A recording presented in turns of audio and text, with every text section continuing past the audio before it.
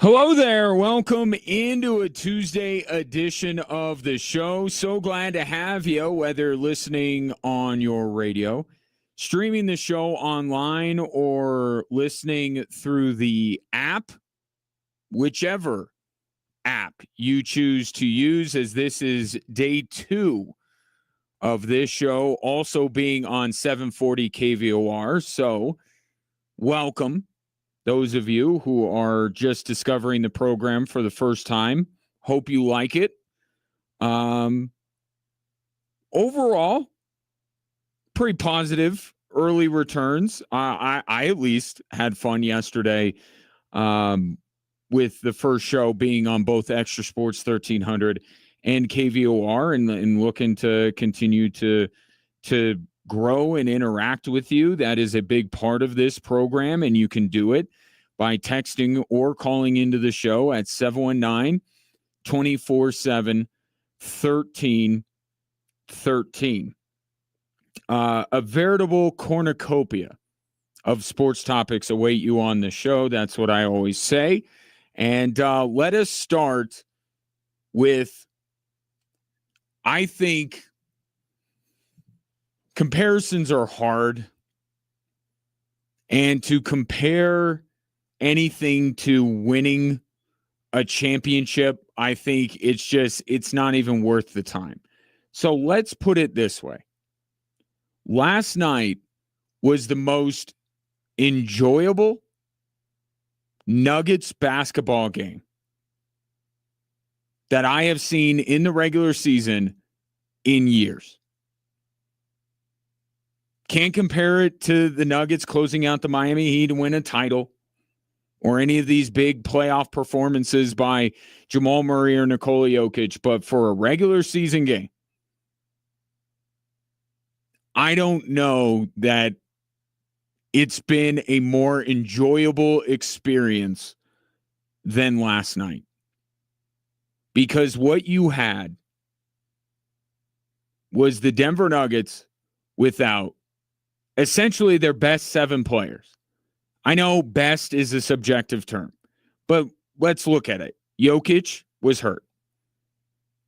Jamal Murray, Aaron Gordon, and Christian Brown were all resting on the second night of a back-to-back. Jonas Valanciunas is hurt. Cam Johnson is hurt. Tim Hardaway did not play either. The Nuggets were left with 9 guys who I think, and this is no knock on anybody that would fit into this group, that casual fans would not totally know who they are. Jalen Pickett, Hunter Tyson, Zeke Naji, Deron Holmes. These are the guys leading the Denver Nuggets. Oh, and there was Bruce Brown. That's a name that should resonate with a lot of people. The Nuggets were down to 9 players, all of which have very small roles, if any role, with the Denver Nuggets when they are fully healthy. And those 9 players came together on the second night of a back-to-back in the city of Philadelphia against a Sixers team that thinks they're a title contender, with Joel Embiid on the floor, with Paul George on the floor, both former All-Stars, one of which an MVP, with one of the league's brightest stars in Tyrese Maxey, and with a slew of very promising young talent like VJ Edgecombe. The Denver Nuggets had every excuse in the book to get absolutely run out of the gym last night. And yet, they won. And not just did they win, they went into overtime and beat Philadelphia, who wasn't missing anybody save for Kelly Oubre Jr. And why that is significant is because these players, as I mentioned, usually have very small roles, and as a group, they are very young.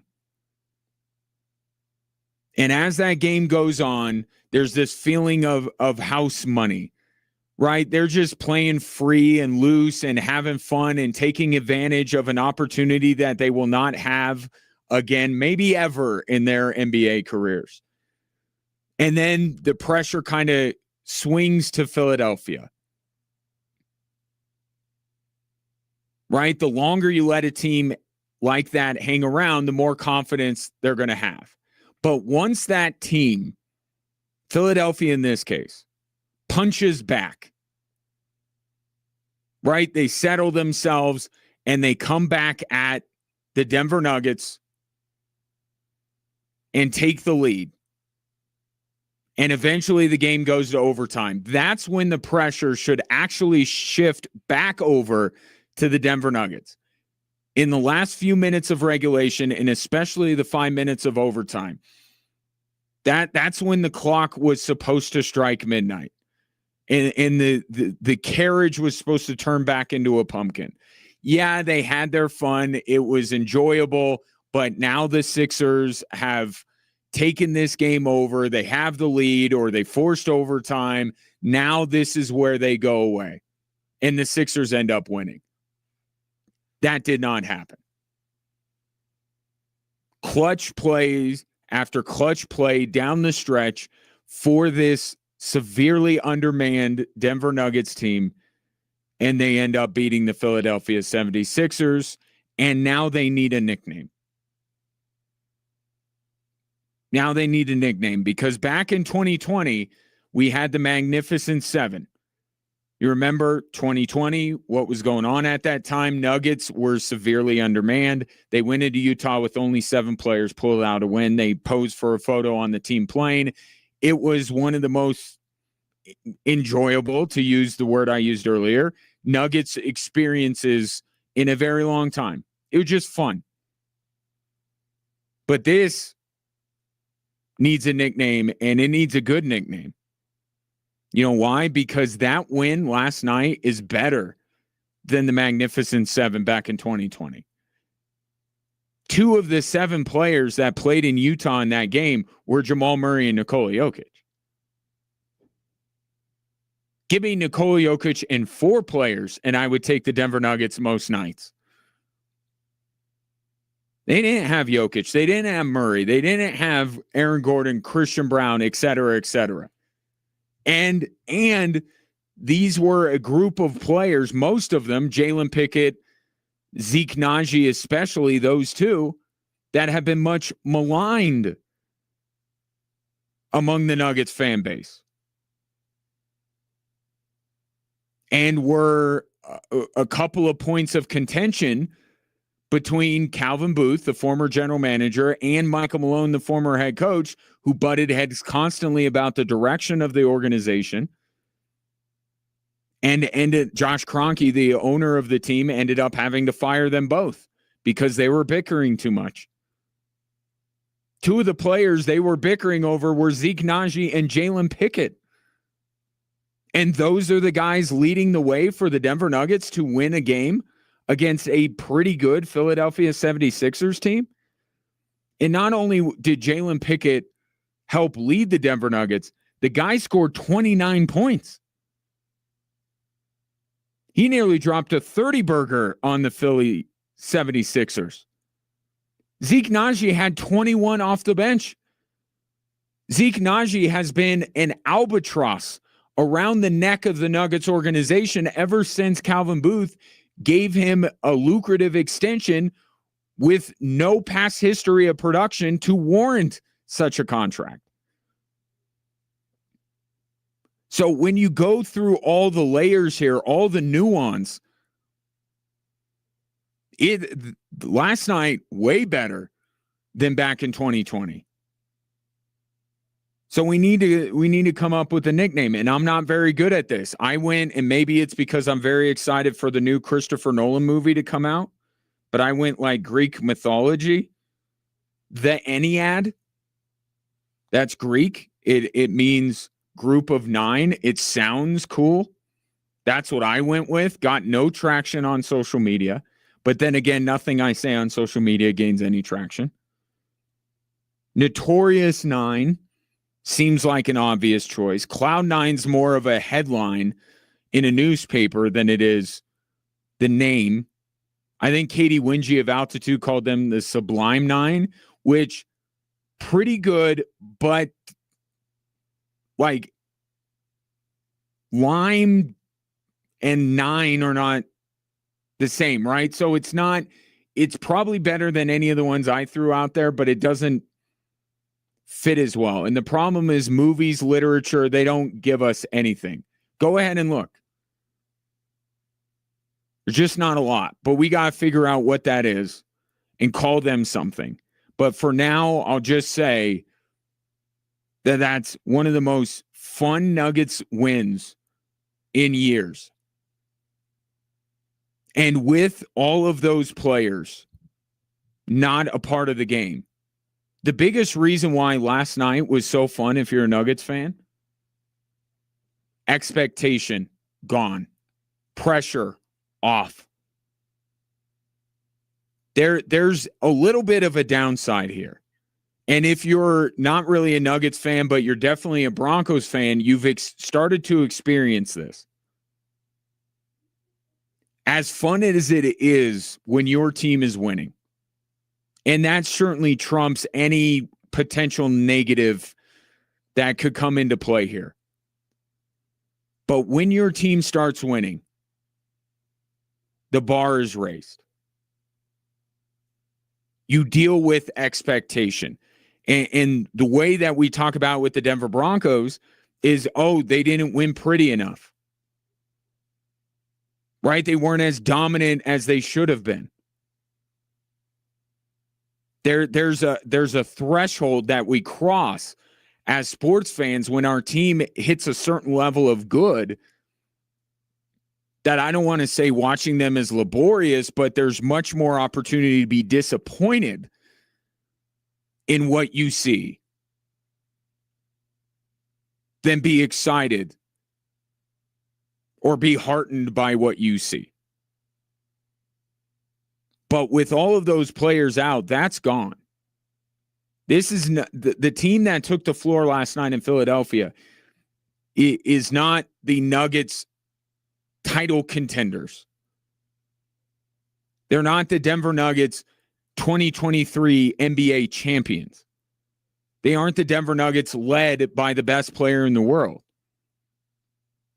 They're just a bunch of dudes with Nuggets across their chest. Or maybe it was Denver.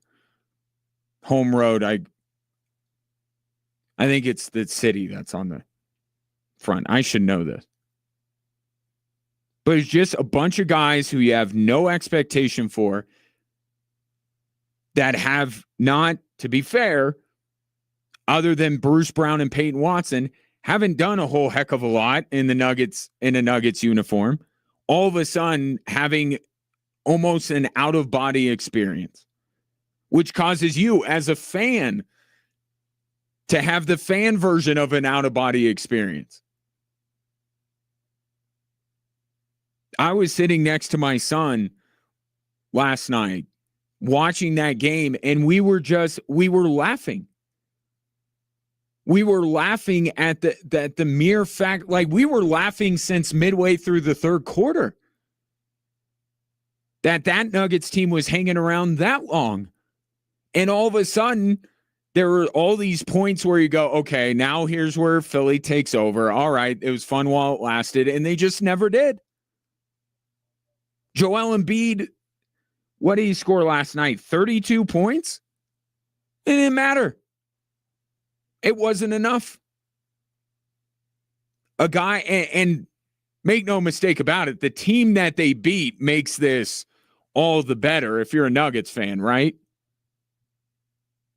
Because you start to think back to those very toxic debates that were going on when Joel Embiid and Nikola Jokic were vying for the MVP, and some of the noise that would make its way down from the Philadelphia area about what Nikola Jokic is or is not, and how much better Joel Embiid is than him.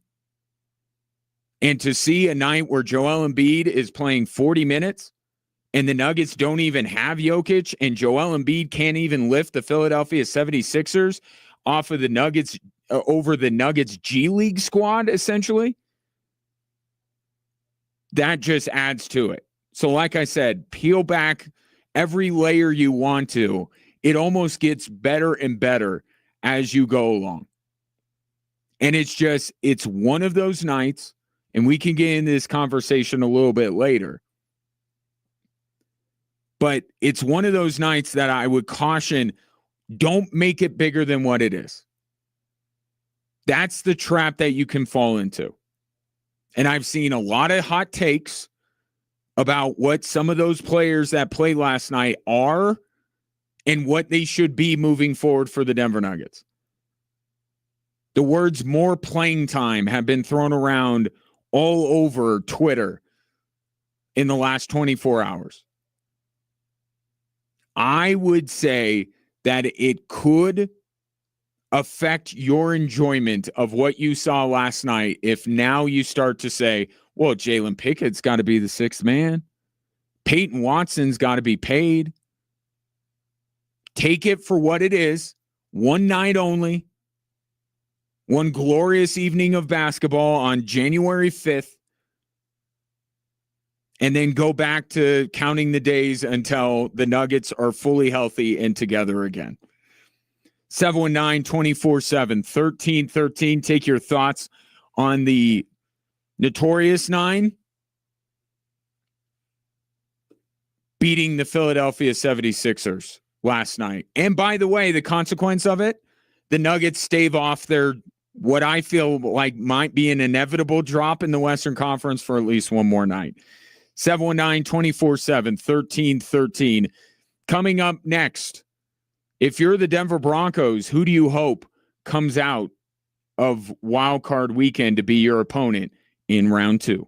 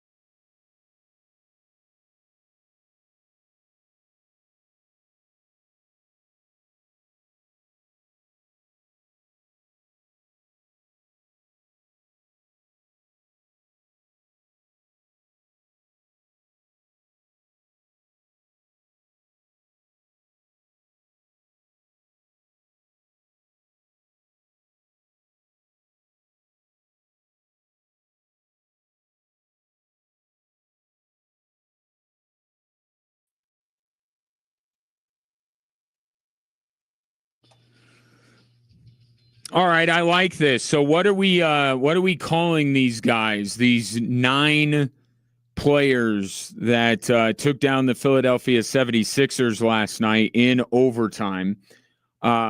Clearly my suggestions are terrible, and that's okay. I expected them to be, given by the lack of reaction on social media. Ken called in. This is the one to beat, in my opinion, but I'll let you tell me. 719-247-1313. Ken said 9 of hearts. I like that because there was a lot of heart that was showcased last night by that Denver Nuggets team. So that was from Ken. Jerry Cross, the incomparable Jerry Cross of Colorado College fame. How about minor 9 or minor 9? So like minor, like you're mining for gold because Nuggets, or minor 9 as in their youth. Now, not, or maybe it would be better for the roles that they played. I think that's probably what Jerry was going for there. All good suggestions. Very good suggestions. Keep them coming. 719-247-1313. Just one of those unexpected nights. I was thinking, sometimes in sports, you think that, you know what, I can just tune out of this game. I don't need to worry about it. And then you're going to read or see something later that you're like, man, I wish I would have watched that game. That was one of those for the Denver Nuggets last night. So as we move along, 719-247-1313, shifting gears to the Denver Broncos, waiting on their opponent in the divisional round. Douglas is called in and wants to give his take on what the preferred matchup for Denver might be. Douglas, pleasure to have you today, buddy. Who would you like to see the Denver Broncos play in round 2? I would like to see the Broncos play the Buffalo Bills. I think the Bills would be a better matchup for Denver. With Josh Allen? Yes, because it's in Mile High Stadium, and Josh Allen barely played in Mile High Stadium before. He's rarely came into Denver, so this will be something of a challenge for him. Especially with our loud crowd out there, it will be insane. All right, I like it. Kind of a hot take, Douglas, but that is welcome on this show. Appreciate you calling. Call more often. That would be, for me, the least desirable matchup for the Denver Broncos. And in fact, there are 2 teams right now, knowing now that the Denver Broncos are going to be playing at home, right? Now that that's cemented. And I think that Douglas makes a great point, but that applies to every team.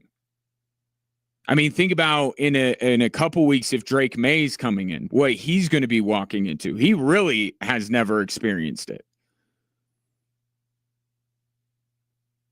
I'm kind of at the point where there are 2 teams that I think tomorrow I might take over Denver, even in Denver. And there's a third one that if I'm a Broncos fan, I would be a little bit worried about. And the coincidence of those 3 teams is that they are all the lower seeds this weekend. The 3 teams that I would, if I were ranking them, and I would rank them starting with the least wanting to play, would be Buffalo. Because I think Josh Allen and that Buffalo running game, and also, and this is more of a Buffalo thing than anything else, it's got to be this year, or when is it going to be for Buffalo? Like that urgency that they have there. So the running game, Josh Allen, and the if not now when for the Buffalo Bills organization, they're the least desirable matchup at any point. And it could be round 2, but it could be later than that as well. Buffalo is the last team that the Denver Broncos should want to play. In fact, Buffalo is the last team anyone in the AFC should want to play. There's always one, right? The team that nobody wants to play. For me in the AFC, it's Buffalo, hands down.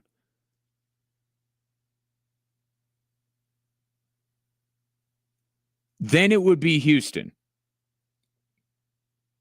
Houston, we saw that game, one of those typical Bronco games that was very close. CJ Stroud did not play for a majority of the game. I do think you have to say that CJ Stroud makes a difference, not ultimately flipping it Houston's way, but I think he makes a difference.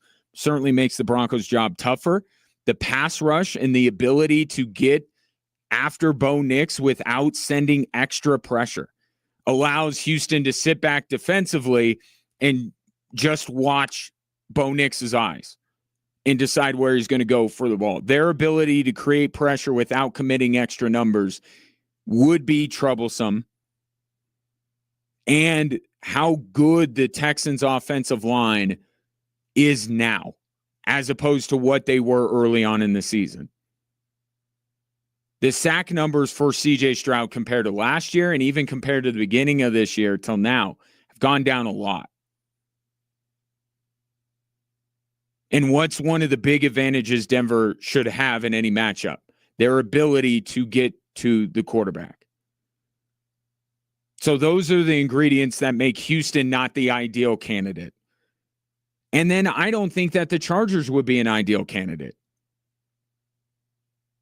I know they just won, but you understand what circumstances were around that game, who played, and especially who did not play.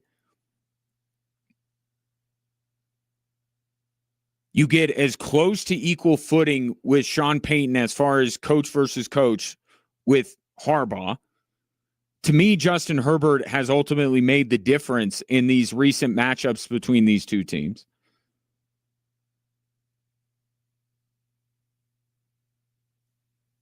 And if there's one team that would be slightly less phased by everything Douglas just pointed out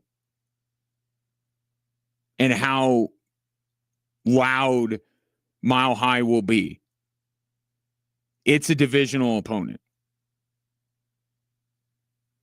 Now, I get it. There's going to be another level that the fans are going to go to. It's playoff noise. It's playoff energy. I get all that. But the mere idea of going into Denver is not going to really bother the Chargers that much.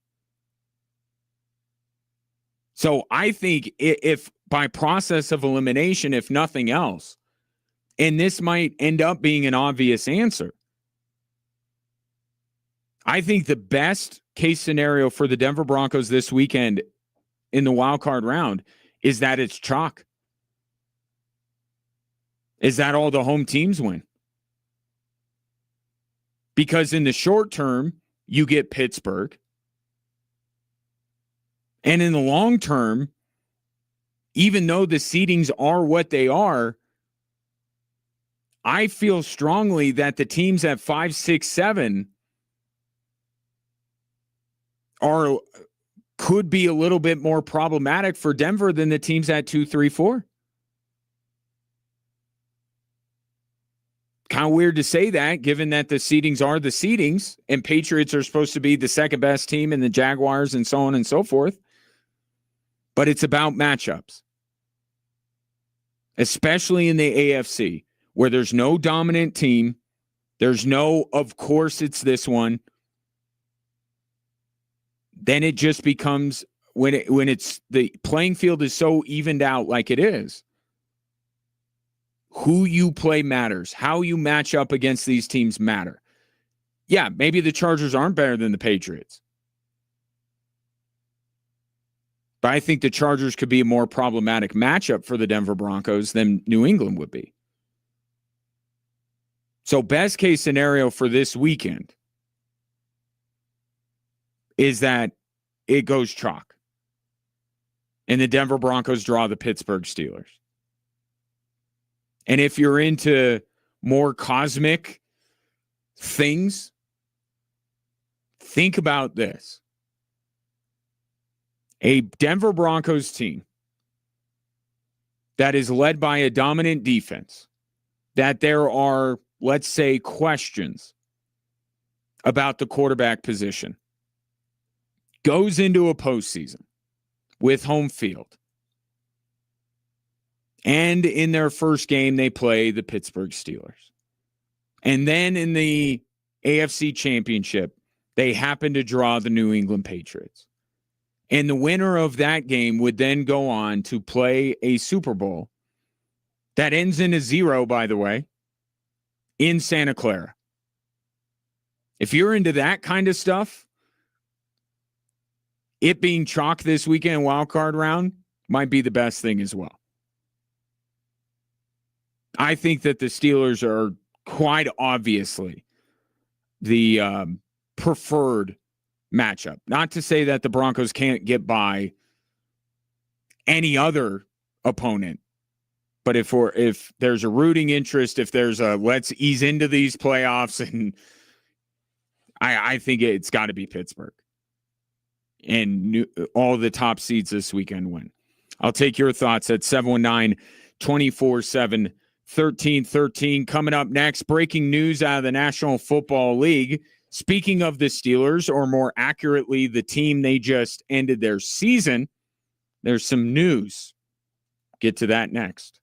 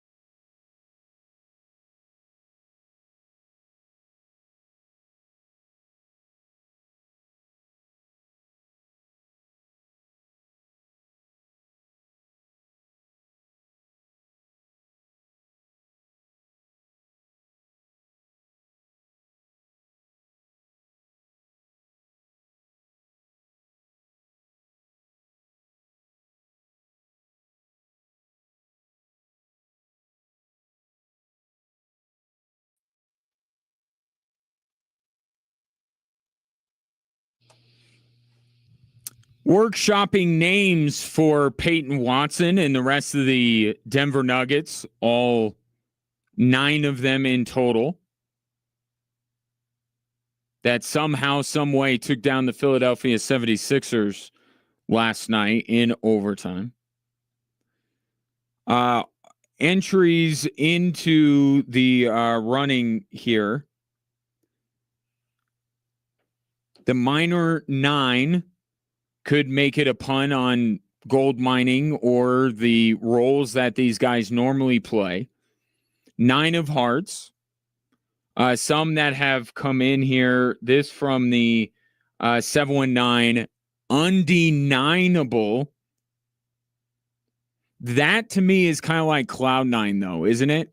Isn't that like, it's good, but is it better used as a headline? Like I could see it in the Gazette. Undeniable.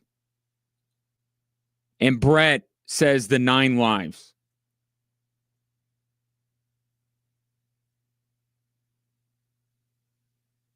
The Ennead, anybody? Anybody into Greek or Egyptian mythology? Ennead, group of 9? No? Okay. I'll leave it to you guys for the rest of the show here. Notorious 9. I thought that was easy, low-hanging fruit, but I did tweet it out last night. Continue to take your thoughts on that and kind of moving that story to the next step. What does this mean moving forward based on what you saw last night? That's coming up. Some of your, I want to pay off the tease of breaking news. The Baltimore Ravens have fired John Harbaugh. Now, I said this yesterday. I said 2 teams that don't just assume they're not making a move. It was Tampa and it was Baltimore. And I thought that, one, when you're going to fire Todd Bowles, and especially when you're going to fire John Harbaugh, you better take more than one sleep on it. Right? You better take your time.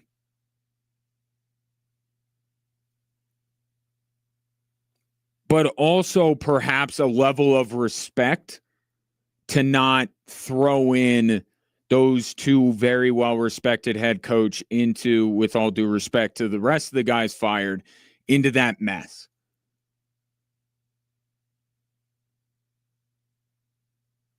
Right? All those, like with Stefanski and Gannon and these guys who haven't accomplished a great deal, like John Harbaugh is a Super Bowl winning head coach. Not throwing him in with that group, taking your time and coming to a decision. And look, I think it's the right one. And I could copy and paste exactly what I'm about to say to if the Pittsburgh Steelers would have lost that game on Sunday night. There comes a time where you just can't worry about, oh, this dude's going to be scooped up immediately. Oh, we can't let this guy walk out on us. Now, I understand there's a Pittsburgh-Baltimore dynamic at play. And if you're Baltimore, you don't want Harbaugh going to the Steelers and vice versa. You don't want Tomlin going to Baltimore. But in the grander sense, you can't worry that, you know, you fire John Harbaugh and he's going to end up coaching the Raiders next year. Like, you got to make the best decision for you. You can't be gripped by fear.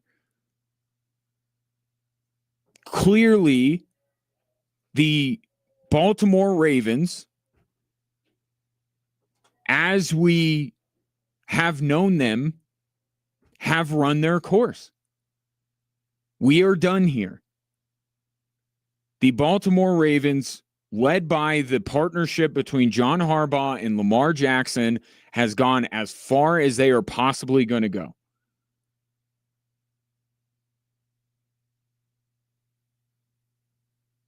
And if I'm choosing one or the other, I'm keeping Lamar.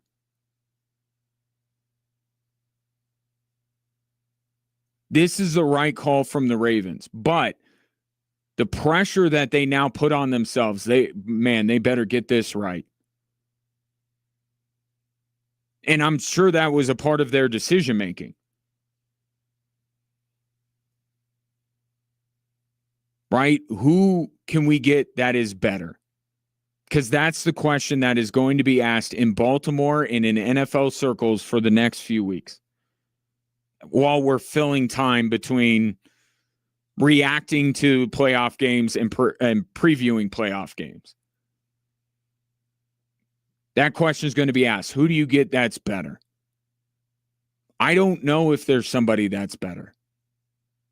And I'll give you a local example. The best scenario that I concocted after Michael Malone got fired was to get Steve Kerr and Bob Myers in Denver. Admittedly, a pipe dream. If you're a Nuggets fan, it was not going to happen. But if we're thrown out in an ideal world, here you go. So in an ideal world for Baltimore, it would be Andy Reid feels like his time in Kansas City has come and gone. It's time to hand the reins over, but he's not done coaching, so he goes to Baltimore. Or Sean McVay, who it's been rumored is, has had an eye on maybe retirement, or maybe he's not long. He just decides, you know what? I've done all I can do in LA. Let me try a different challenge. Or he retires early and then the Ravens able to coax him out of retirement. There are some really pie in the sky ideas here and you're going to see these thrown out, but let's deal in a little bit of reality, shall we? The Baltimore Ravens will not end up hiring a coach that you would say unequivocally is better than John Harbaugh. I don't foresee how that is going to happen. But that is not a reason. That should be something considered, but should not be the ultimate reason why you don't make a move like this. And again, the Denver Nuggets are a great example. The fear was, Michael Malone's going to get a job tomorrow. Still working for ESPN. David Adelman, now they had the luxury of seeing how the team responded to David Adelman, but there's no world where David Adelman right now is a better head coach than Michael Malone. But with that evidence that you saw during the playoffs, it lent itself to, maybe David Adelman's not a better coach than Michael Malone, but he's the right coach for this team right now. And even though the resume of the guy that will most likely succeed, John Harbaugh, is not as impressive as John Harbaugh's, it could still very well be the right man for the job right now.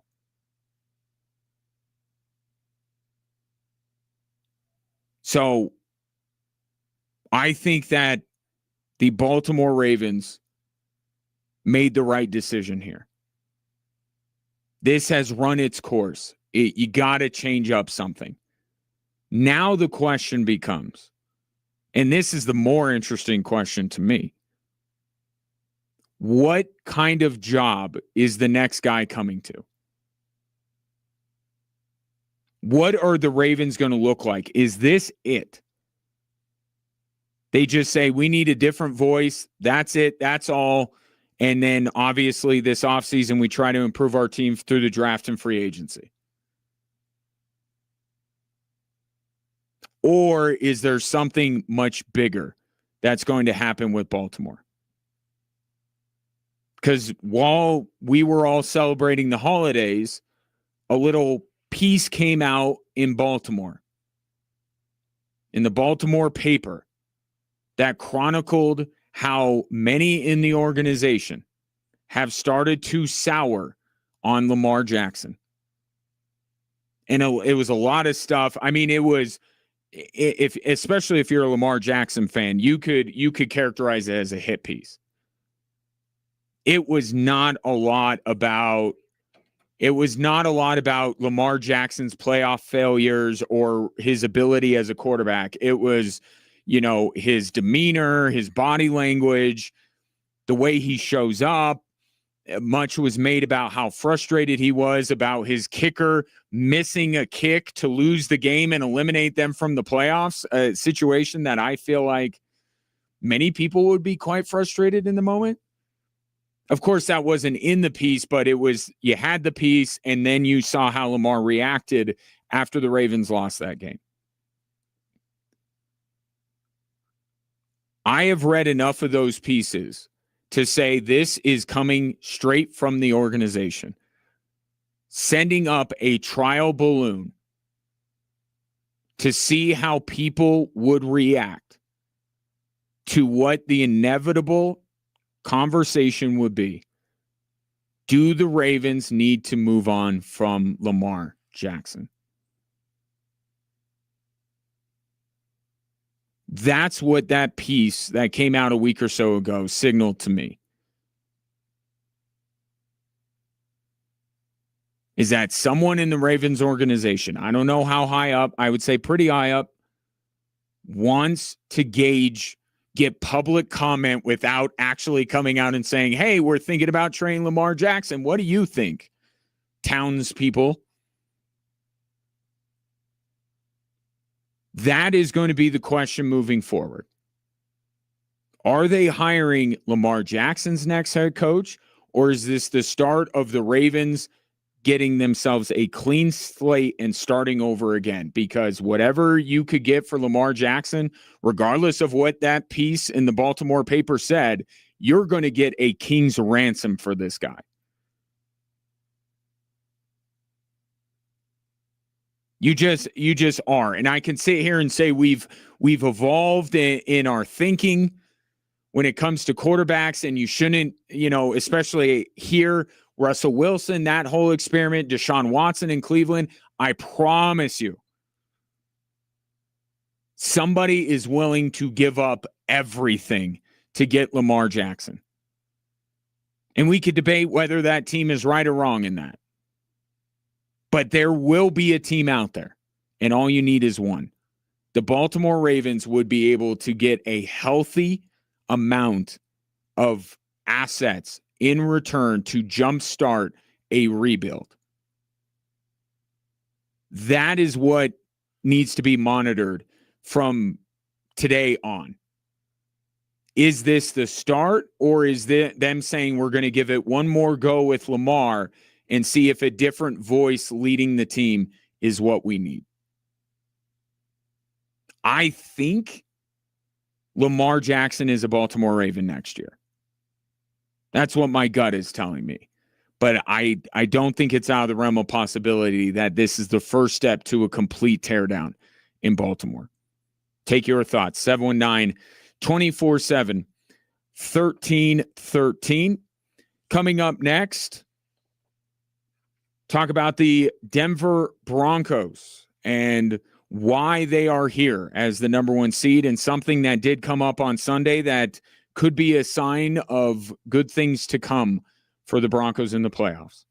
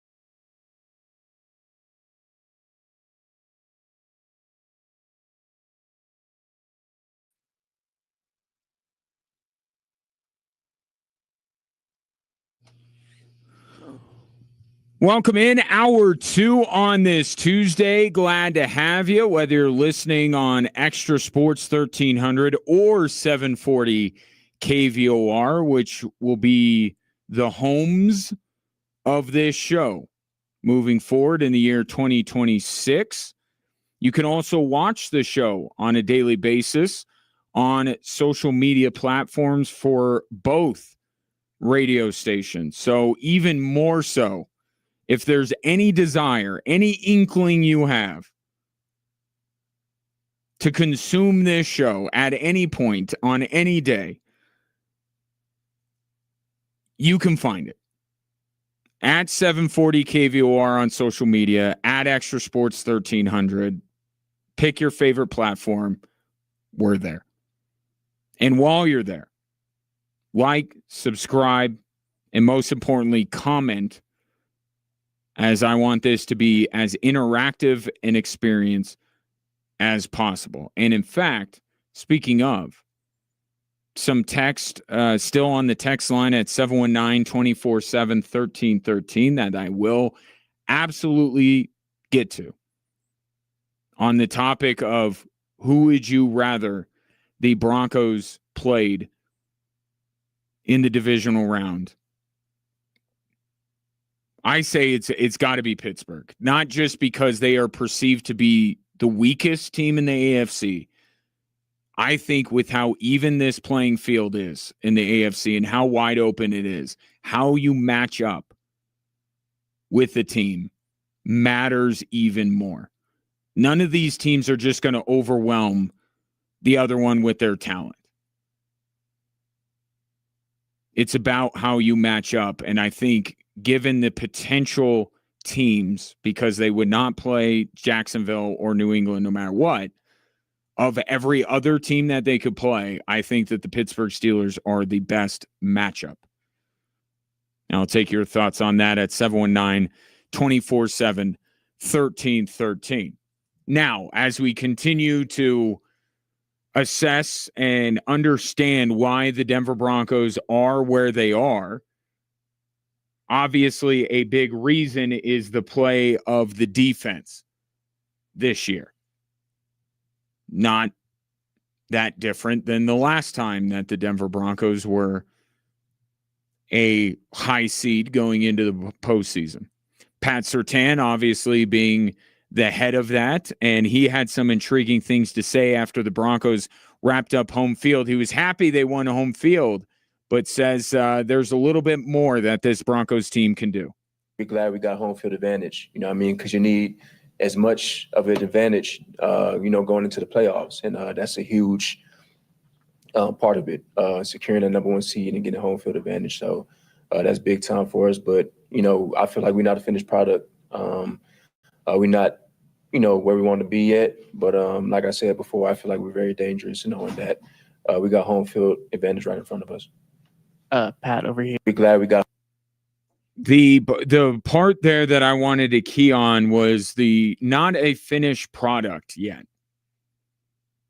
And I think there's a couple of different meanings behind what Pat Surtain said.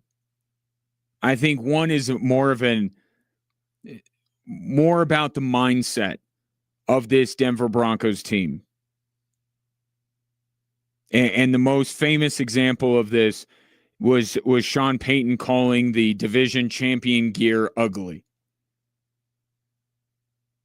Right? That Sean Payton has it drilled into the heads of his players that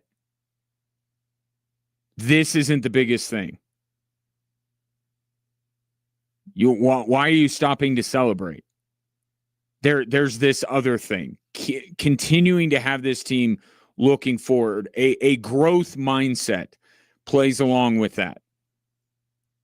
Right? Because I think part of the message that Sean Payton delivers to his team is not only that we have bigger games, right? That's what Sean Payton has said over and over. We'll play in bigger games.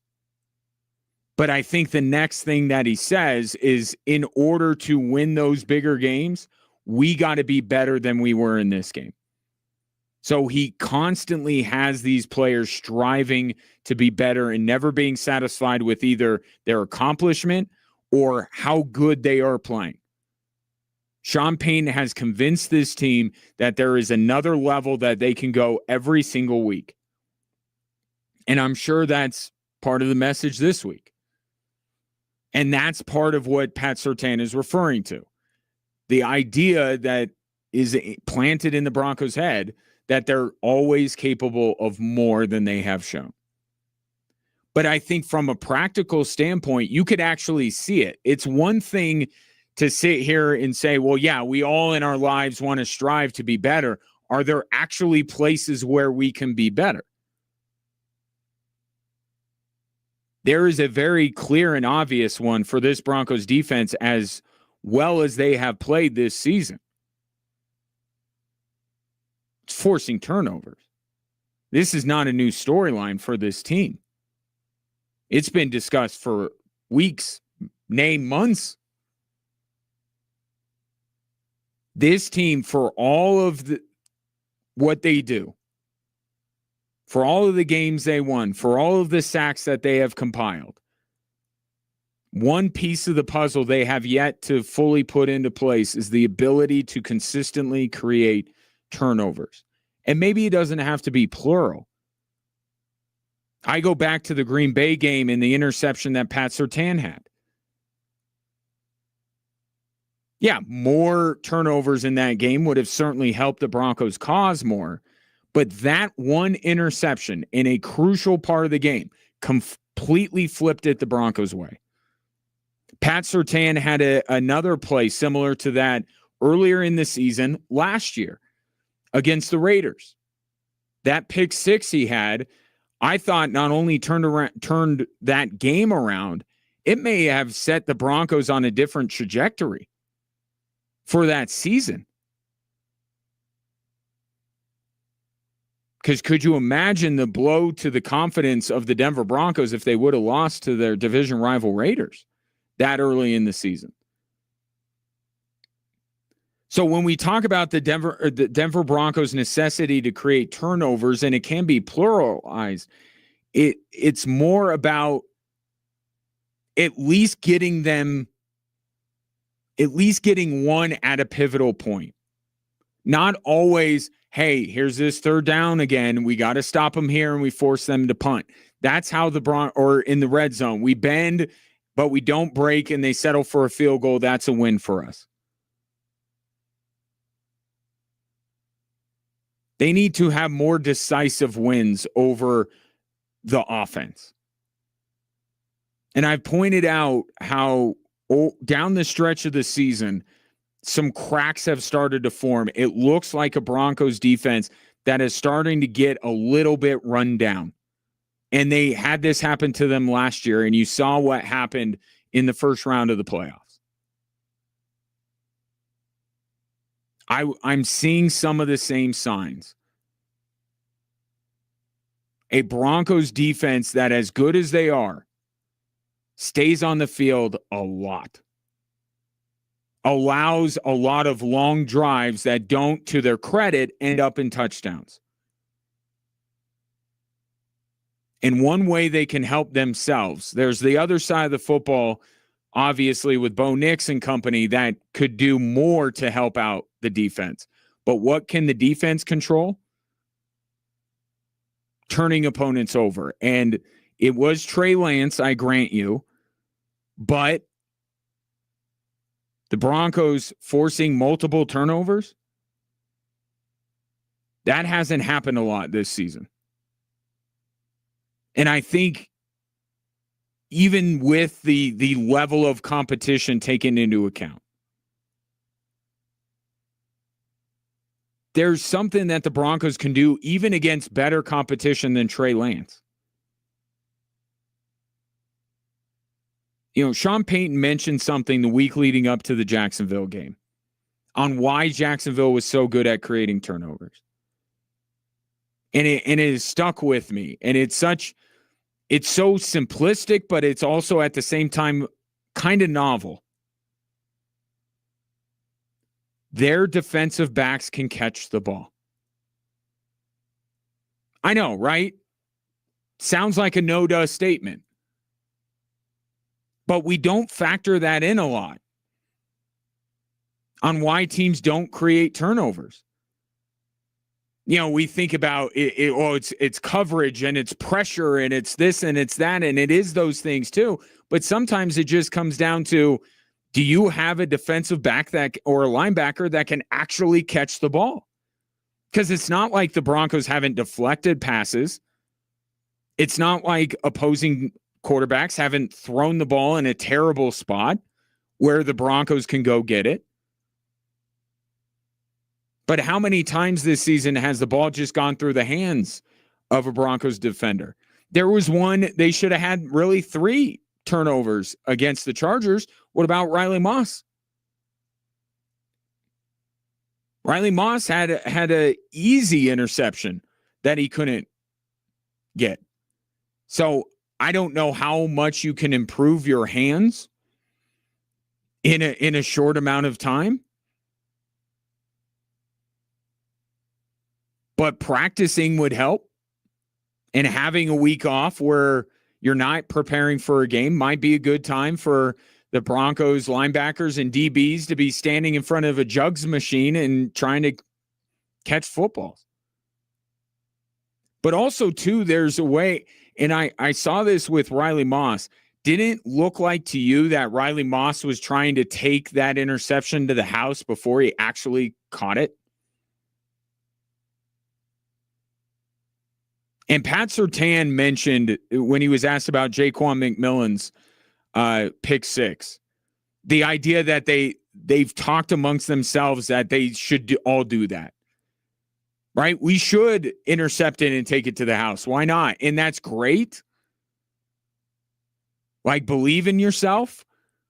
But how about just start with securing the interception, and if the opportunity arises, try to take it to the house? I have seen Riley Moss and some other players for the Broncos perhaps at times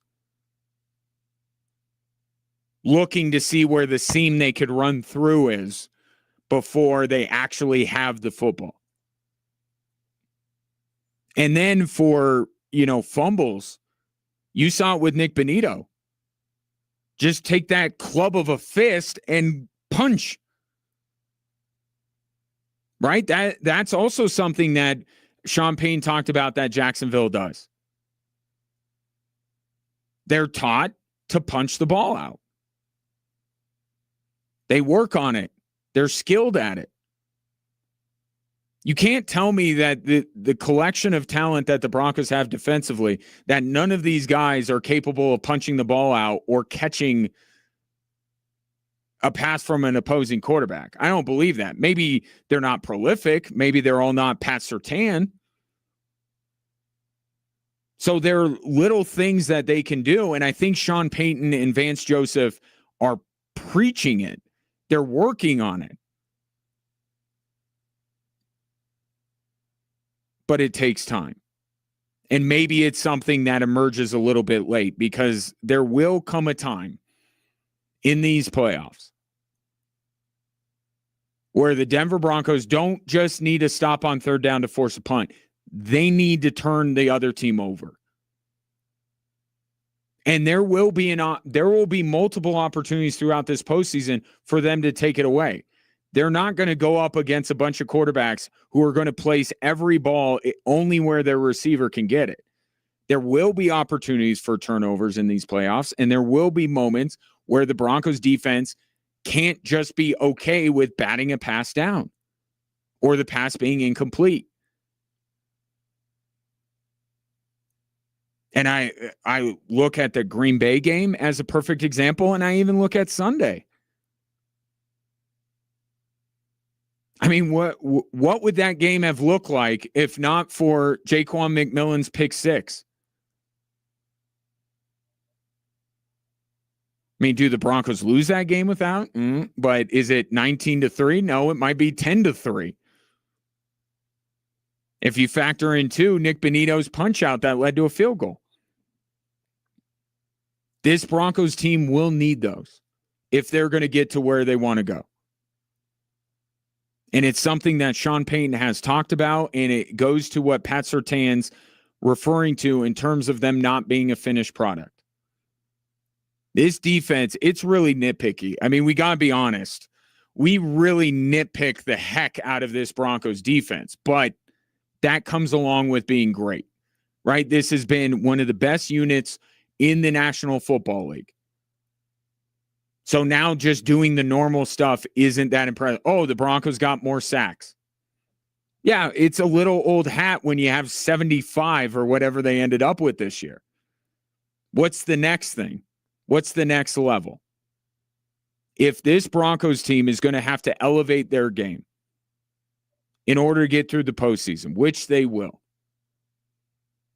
there's something that each part of the game, each side of the football, if you will, understand that there's a third phase, a third side of the game, if you will, which is special teams. All of those units are going to have to elevate their game in some way. The defense doesn't have much room to go. Right? They're kind of at where they need to be. But this is where they can be better. This is where they can elevate their game. And you saw a little bit more of it down the stretch of the season, the Green Bay game and Sunday against the Chargers. 719-24-7, 13-13. Speaking of the Broncos defense, the guy who is leading the Broncos defense has gotten more than a few looks or more than a few interviews for a head coach. So how worried should the Broncos be about losing Vance Joseph? We'll get into that topic as we proceed here on Extra Sports 1300 and proudly now on 740 KVOR.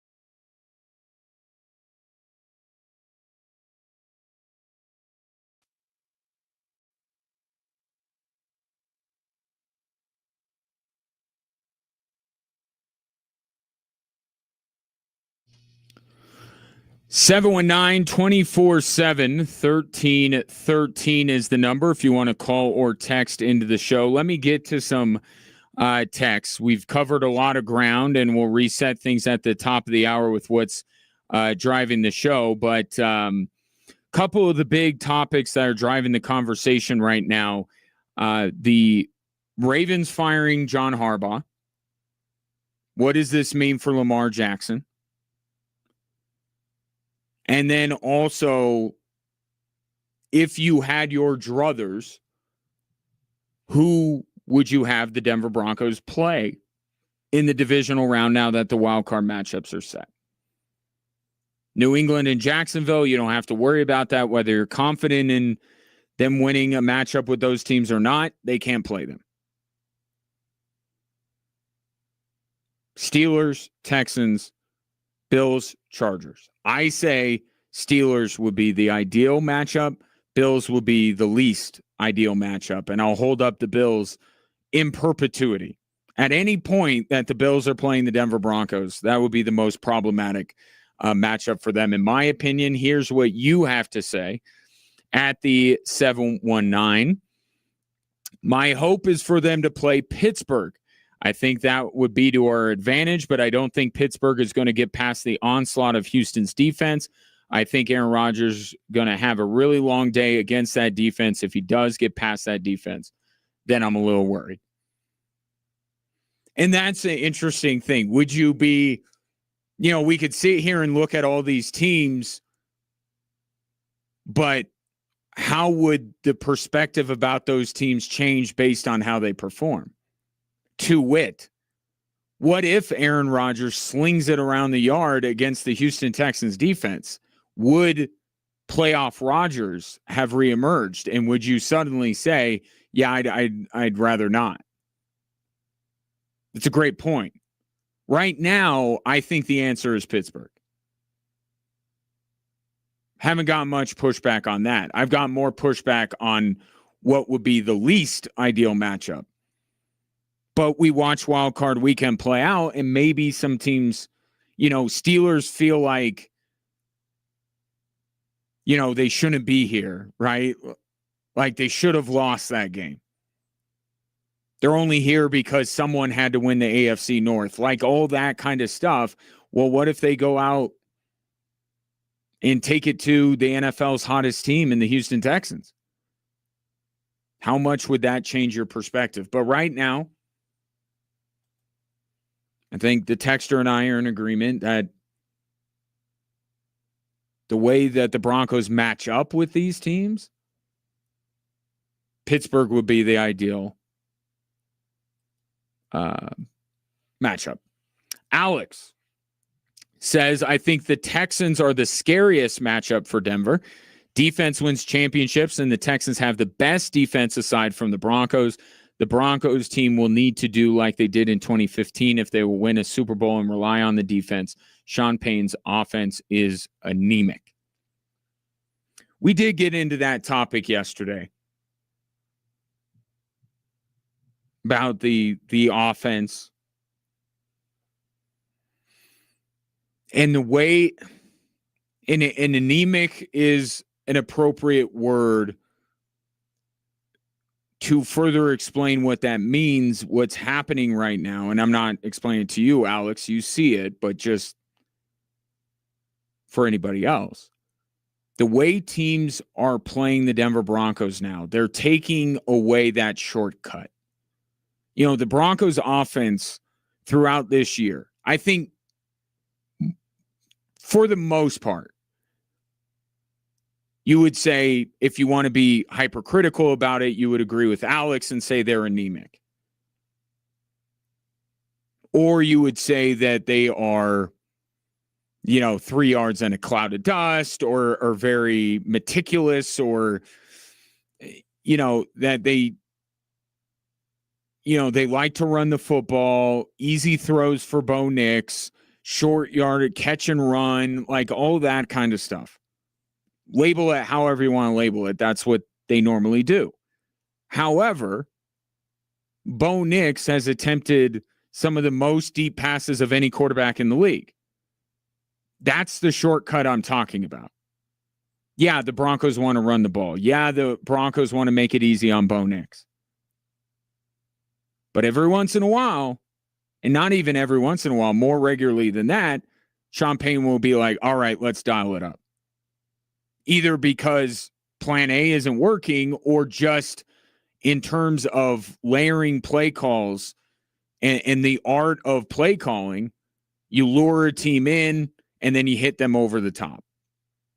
Defenses are saying, we're not going to let them do that.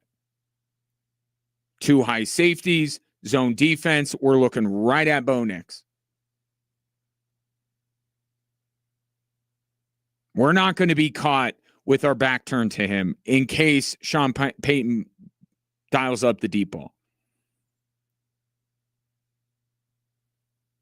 It's what you saw Jacksonville do to great success. Kansas City did it on Christmas and was successful. Now there are nuanced differences, but the ideas behind it are the same. What they're doing is virtually the same. And then the Chargers did it. And if teams continue to do it, and unless Bo Nix elevates, and really is able to sit back and pick apart teams, it is going to be a little bit of a slog for the Denver Broncos offense. They're going to be in a little bit of mud. They're going to have to lean more into their identity, be more patient with the run game. Maybe they can run Bo Nix a little bit more, but they're not going to be able to air it out. Teams I've said, we're not going to let them do that. If you're going to go 3 to 5 yards at a time on us, okay. We'll take our chances that at some point Bo Nix either makes a mistake or the defense or the drive stalls out. That shortcut to like 3 yards, 2 yards, 3 yards, or all of a sudden 20. Teams aren't going to aren't going to let them. That really depends on who they match up with. But that's what's happening with the Broncos offense right now. An offense that was not believed to be incredibly dynamic to begin with is even less so, or even more or less dynamic over the last few weeks. But the symmetry between the Super Bowl 50 year and this one, I laid it out. Potential road to the Super Bowl, which is held in Santa Clara, Pittsburgh, New England. Defense leading the way. I still think at some point we're going to be looking at Bo Nix and say, you got to make a play here. Is that as soon as next weekend? Maybe. Again, depending on the matchup. But in the next potential 3 games, there will be a time where you look at Bo Nix and you say, it's got to be you. Can't be the defense. It's got to be you. And is he going to be up for that particular moment? I think that is the biggest question facing the Denver Broncos going into this postseason.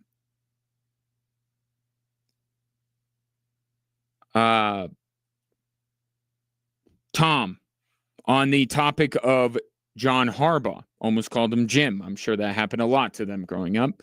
Tom says, Ravens are idiots. Lamar was hurt all year. How can you say Ravens made the right call when you can't name someone better than Harbaugh, except pipe dream coaches? Who are you going to hire? Again, you can't. You also have to take into account where your team is. Again, the Nuggets as an example. David Adelman is not a better coach than Michael Malone. He doesn't have the track record. That's what I'm saying when I say better. I'm saying a coach that has accomplished as much as John Harbaugh. They're not going to find it. And if they hire a first-year coordinator, no one is going to say this guy is a better head coach than John Harbaugh because you don't know. That's when I say they can't hire anybody better. But that's Steelers syndrome. that you're talking about. The Steelers have been plagued by this for years. We can't do better than Tomlin. So despite us being in the same spot every year and our season ending the same way, we're not going to move on from Mike Tomlin because we can't bring in somebody that's more accomplished than Mike Tomlin, that's considered a better coach than Mike Tomlin. Sometimes that's not a good reason. Sometimes you need a culture change. Sometimes you need a fresh set of eyes, a fresh set of ideas. But, okay, let's talk about the timing of this. John Harbaugh is fired now in a season that, as you point out, Lamar Jackson has been hurt and banged up. Ravens still had a game to be able to get into the postseason. And last time I checked, Lamar Jackson does not play defense. And a huge issue for Baltimore is the defensive side of the football. Could bringing in a Vance Joseph type be what they need? With Monken and Lamar Jackson, they feel like offensively they're where they need to be. We just get Lamar Jackson healthy and we'll be good on that side. We need somebody to get more out of this other side of the football than John Harbaugh can. We need a defensive mind. Because offense, we're good. Lamar gets healthy, we're fine.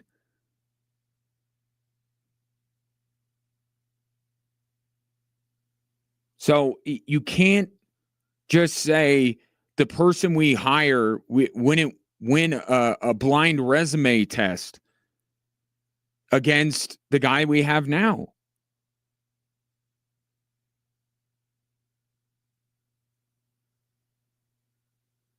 This is, I mean, the Denver Nuggets issues were a little bit more out there for everyone to see. But the fact that this piece comes out about Lamar Jackson a week or so ago tells me that there's an organization that is a little bit fractured right now. Does John Harbaugh have no responsibility in that? Sometimes you just need a different voice. Sometimes you need a fresh set of ideas. Sometimes you need someone with a different skill set. That's why right now I do think is the right move.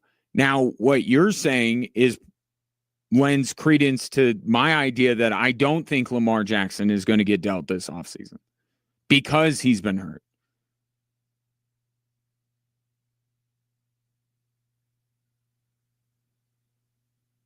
But the Ravens' problems go beyond an unhealthy Lamar Jackson.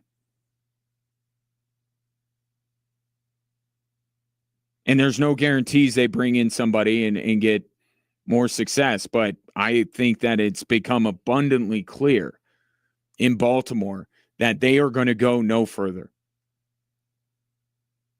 Because if you don't want to take this year into account, take last year. Oh, but Mark Andrews normally catches it. Yeah, okay. How about the year before that? You have an MVP caliber quarterback. Not even caliber. You have a multiple-time winning MVP. How are you not in the Super Bowl?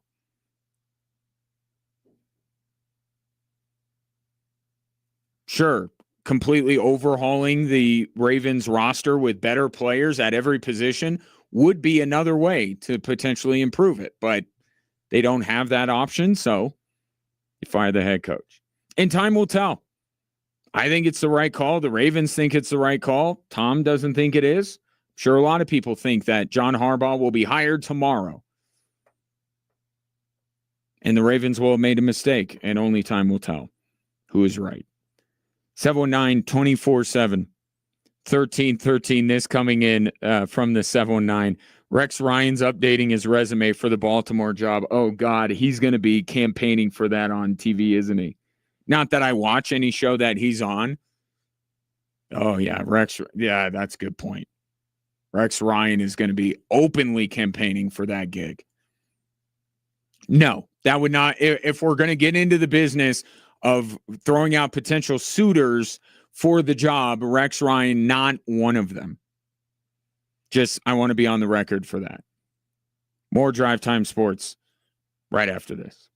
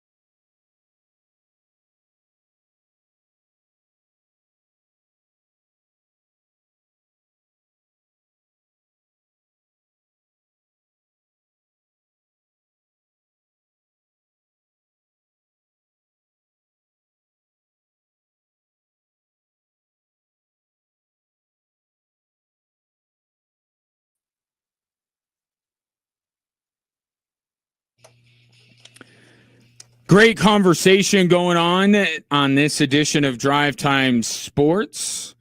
Whether it's the Ravens firing John Harbaugh, ideal matchup for the Denver Broncos in the divisional round, or just the conversation surrounding where the Denver Broncos could go now that they have clinched the number 1 seed. 719-247-1313 is the number to reach out and be a part of the show, as Mr. Ed has done. Sir, the floor is yours. What do you got? Hey, Ryan. Good to hear from you. Happy New Year. Happy New Year to you as well. Yeah, real quick on the, people always want a new coach or a new quarterback. And I often think, that's fine, but the coaching regime is kind of getting like the quarterbacks. Who out there is better, and always think about that. Who would you want in here? Because it's starting to become such a short list on quarterbacks in the NFL and coaches, other than, stealing from the college ranks, which is, you're unproven. But I just often think, before you start thinking you want a new coach and all that, every now and then you'll get a retread that works for your team. But I often think, before you do that, it's starting to get slim, on the NFL coaching ranks and like quarterbacking in the NFL ranks. People talk about, we want a new quarterback. Well, then who would you want? Because there's not a lot to choose from. And that's fair, and that's what the Ravens and other teams have to weigh here. Do you think that the Ravens are making a mistake by firing John Harbaugh? Yeah. I think they are, because with him and their quarterback, I would give it another year or another 2 years, and then go from there. But I don't know who else they would hire, to come in and get along with Lamar Jackson and go from there. I don't get it, and I'm not an NFL owner, but yeah. So, well, hey, you know what, with and Sean Payton would agree with me on this. With some of the NFL owners that we have, I would say that you operate at a higher level of football intelligence than some of these guys do. So don't sell yourself short. You don't have the money perhaps to be an owner, but I think you would certainly be more capable than some of these. Jimmy Haslam in Cleveland is one that immediately comes to mind. And you're exactly right, and when you do that, you disrupt the whole team, not just, one or two people here, but like I say, who are you going to hire? You're going to hire a retread from another team that somebody didn't want, or you're going to pull from the college ranks that, he's unproven. So it's like, I don't know. I just, to me, it's like I would think hard and serious about that. And I know a few coaches got fired today, but that's here nor there. But then I have a take on the Broncos. As far as, to be the best, you got to beat the best. I don't care who they put in front of us. Well, I hate that. Let's play this team or this team or this team. We got a better chance of this team. No, just bring whoever's they bring into Mile High. We'll play them, and then there's no questions asked. Well, then are you of the mind that it doesn't matter? Like, I get what you're saying about, hey, you don't want any shortcuts. You want the best teams coming in there. And I think that's a great mentality to have as a coach, a player, or a fan. But do you think that there is not a team in the AFC that can beat the Denver Broncos? Oh, I'm very worried about a few teams, believe me. Just because of the team we have this year, and I get it. I love the Denver Broncos. I bleed orange and blue, but I get this team, and it seems like, you know, I'm skeptical of our offense. Our defense is opportunistic, and it seems we do whatever we do to pull out a game, but it's not like I just feel confident, you know, we can, you know, whatever team comes in here, we can beat. But I just, I just don't want any questions, you know, unresolved when people say, if you would have played us, or, you know, then, you know, no, whoever it is, bring it in. And if we win, we win. If we don't, we don't. But I don't want no, you know, games unanswered. Yeah. Well, I'll say this, and I'm just pulling out a random team, and it has nothing to do with the fact that I'm a fan of this team. You don't have to go through Kansas City. You know, there will be that question asked. Oh, maybe that's just me. Ed, appreciate you calling in. Please call more often. Yeah, look, we don't want to spin things too forward here, but I would be curious. Right now, it's about how it's wide open and it's great and everybody's got a shot and you can make a case for anybody. I wonder if the lack of that team, right? And you know what, who that team is? It's Kansas City. Did they deserve to make the playoffs? No, that's not what we're discussing. They don't even have some of the excuses that other teams do for why they miss the playoffs. But like this idea that it's wide open there will be, I know there will be, but how many people will discredit Denver or New England? Because some of the same stuff that's being discussed about the Broncos and their schedule and who have they beaten, same thing with New England, right? Clear on the other side of the country, they're having the same conversations about New England. I wonder if the AFC, I'll make this prediction immediately. More people will pick whoever comes out of the NFC, and I'm doing this blind. I don't know who's coming out of either conference.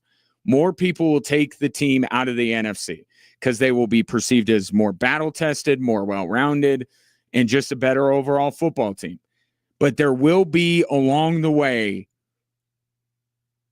some, well, they didn't have to do this. They didn't have to do that. The very thing that Mr. Ed is trying to combat against. It's going to happen anyway. And I think the way I'll put it is, I think in some way, if you're a Broncos fan, if they do end up getting out of the AFC, winning a Super Bowl, or even not winning a Super Bowl, you should want to see, I know they're the rival. I know I'm going to say this and no one's going to agree with me, but deep down, you know this to be true.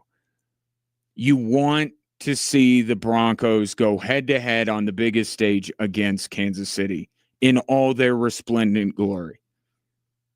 You want them to get better. Only so you could strike them down.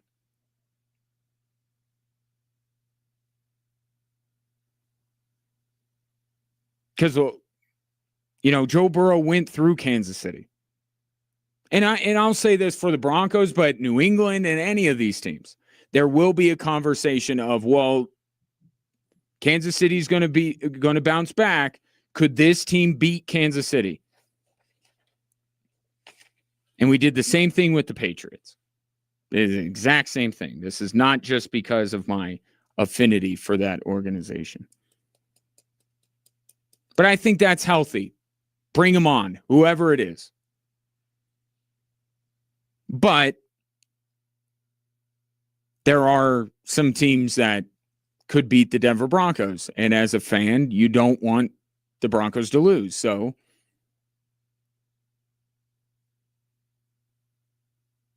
I mean, they're going to play a good football team. I don't think any of the teams that win this weekend are going to be labeled as bad.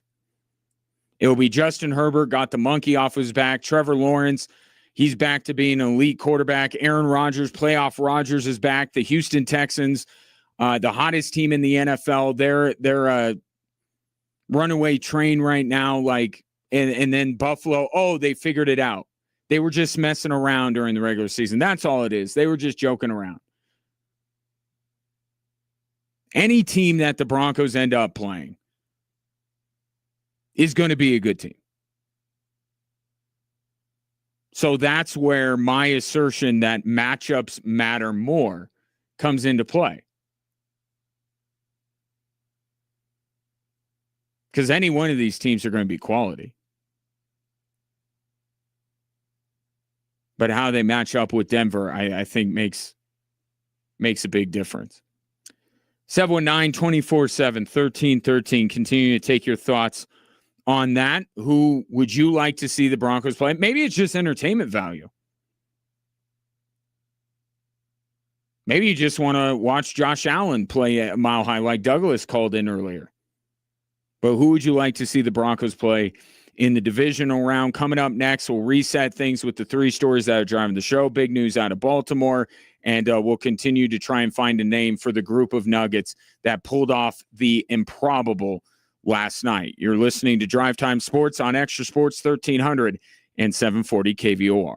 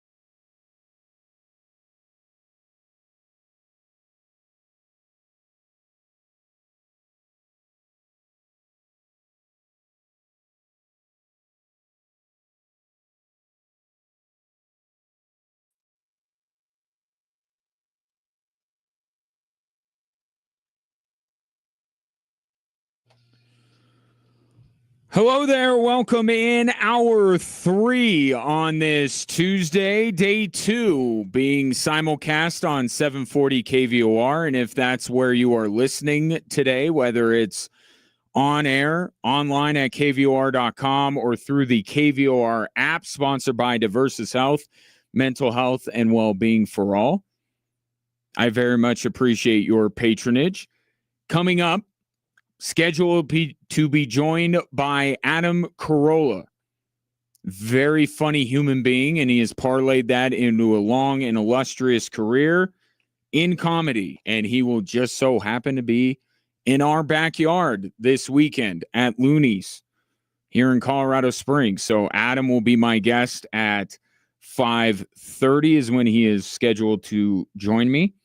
In the meantime, it's you and me at 719-247-1313. Avs getting ready to drop the puck against the Tampa Bay Lightning. No Gabriel Landeskog, no Devon Taves, no Mackenzie Blackwood. But even with that being said, it's still not as bad as the injury situation with the Denver Nuggets. Although, is it really a problem anymore? That leads me into the 3 stories that are driving the show.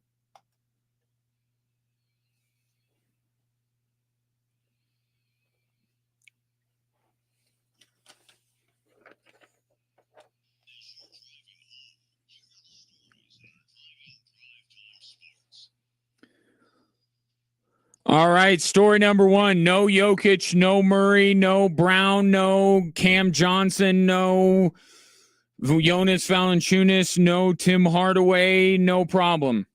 Here we go. 5.3 seconds left. Denver leads it by 1. Philadelphia needs a bucket for the win. Inbound over to Maxey. Maxey has it at the point. 2 seconds to go. Floater. Missed it at the horn! And what a miracle! The Denver Nuggets, with a ragtag team, stunned the Philadelphia 76ers in overtime. 125 to 124. Altitude Radio on the call. You heard it on Extra Sports 1300 last night. What a ragtag group it was. 29 points for Jalen Pickett. 21 for Zeke Naji. Is this real life? It is. And it is the most fun Nuggets win that has occurred in the regular season in years. Maybe dating back to that Magnificent 7 win back in 2020 against the Utah Jazz. Not only were the best 7 players the Nuggets have, arguably, some people may like Peyton Watson somewhere in that 7, but missing 7 of their top 8 or their top 7 best players to be able to beat a team with a former MVP in Joel Embiid, a multiple-time All-Star in Paul George, one of the rising stars of the league in Tyrese Maxey, and a really promising rookie in VJ Edgecombe. That's wild. And the fact that it was the Sixers that they beat, I think makes it, as a Nuggets fan, even better given the discourse surrounding Embiid and Jokic a few years ago. But it was remarkable to see what that group of Nuggets players did. But one thing that I have seen a lot of out of that game is people not appreciating what last night was on its own merit and not trying to make more of it than there needs to be. This is not the time to say, oh, Calvin Booth was right. Look at Jalen Pickett. He was right all along. Malone didn't play these guys. That's why the Nuggets didn't have the depth they needed. Oh, Jalen Pickett needs more time now on the floor. Zeke Naji needs to play more. That's not what this is. They were hired, even with Calvin Booth believing in them. If Michael Malone didn't, that's one thing. Calvin Booth believed in them.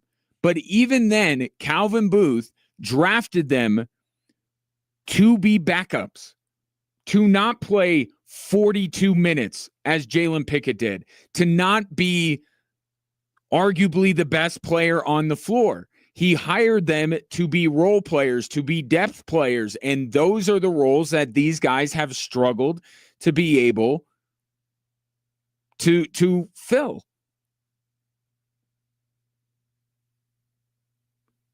I think you need to look at last night for what it was. And it was just a bunch of guys that don't normally get an opportunity that got an opportunity. Obviously, they're talented. They're in the NBA. Okay, and every single one of them would absolutely destroy you or I in a game on one-on-one. There is talent on the court for the Denver Nuggets last night. But they were also young guys getting an opportunity to play as many minutes without any chances of them getting pulled, that just got to go out there and show what they could do. It was like a contract year for every single one of them. Right? We say be wary of guys that perform well in a contract year. Well, that was those guys' opportunity to earn their next contract. And they balled out to their credit. But soon the Nuggets are going to be whole again. They're going to be healthy. And those guys are going to need to play roles for the Nuggets, roles that they were unable to play well in. So if you want to take your chances with Jalen Pickett, go ahead. Call for them to trade Jamal Murray now and elevate Jalen Pickett to the starting point guard position. Tell me Hunter Tyson should be a starter over Christian Brown. Last night was fun. Last night was a blast. Last night was an anomaly. Not only are those guys not being asked to do that on a nightly basis, but I don't think they are capable of throw them out there tomorrow night against Boston and see what happens. Like, I don't want to rain on the parade because I had so much fun watching this team beat the Philadelphia 76ers, but people get carried away. There was a game last year where Jalen Pickett balled out against the Kings. We haven't heard from the guy since. And it's not because he hasn't played. It's because he does not succeed in the role that he was hired to do. And if you think that Jalen Pickett or these guys deserve to play 30 or 40 minutes a night, then hopefully you work for a rival NBA team and you will trade premium draft capital or a quality veteran for these players. Let's not make it more than what it was. Let's not take the fun out of it by making this some big referendum on the previous regime. Calvin Booth identified talented players, but they weren't players that could translate to the roles the Nuggets needed them to. Michael Malone did not play these guys, did not want to play these guys. It was a constant chicken or the egg. Because there were times where you looked at these guys and you say, I don't know if Calvin Booth picked correctly. And then there were other times where they would show something and say, well, Michael Malone's not playing them. That's why they're not developing. But you know the best way to frame all of this? The Nuggets came in with a fresh set of eyes. Ben Tenzer, John Wallace, David Adelman. No Booth, no Malone. What did they decide together? We want Jonas Valanciunas. We want Tim Hardaway. You can take that group and go start your NBA team with it. I'll take the 7 guys who weren't available last night to get the Nuggets closer to a title. Let's not make more of it than what it was. It was a really fun night. It's why we love sports. It's so unpredictable. And the fact that it was at the expense of Joel Embiid just makes it all the better. Story number 2, out of Baltimore. I said yesterday, don't think that John Harbaugh and Todd Bowles are safe. They might yet be fired. And earlier this afternoon, Baltimore did make the call to fire John Harbaugh after 13 seasons. He won a Super Bowl, countless playoff appearances. And to some, and many who have been texting into the show, this is a mistake. I say it is not. I think what has become clear over the last, not just this year, but over the last couple of years with the Baltimore Ravens is that this team in its current form has run its course. And John Harbaugh is a part of that. And yes, unfortunately for him, John Harbaugh is the most dispensable of all of those parts to the team. They were not going to go any further with the pairing of John Harbaugh and Lamar Jackson leading this organization.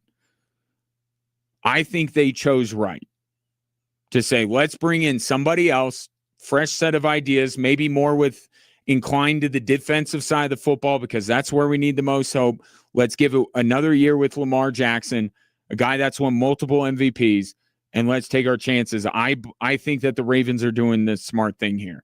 Now, it only becomes smart if they find the right guy. And they're not going to get a guy that is as decorated as John Harbaugh is.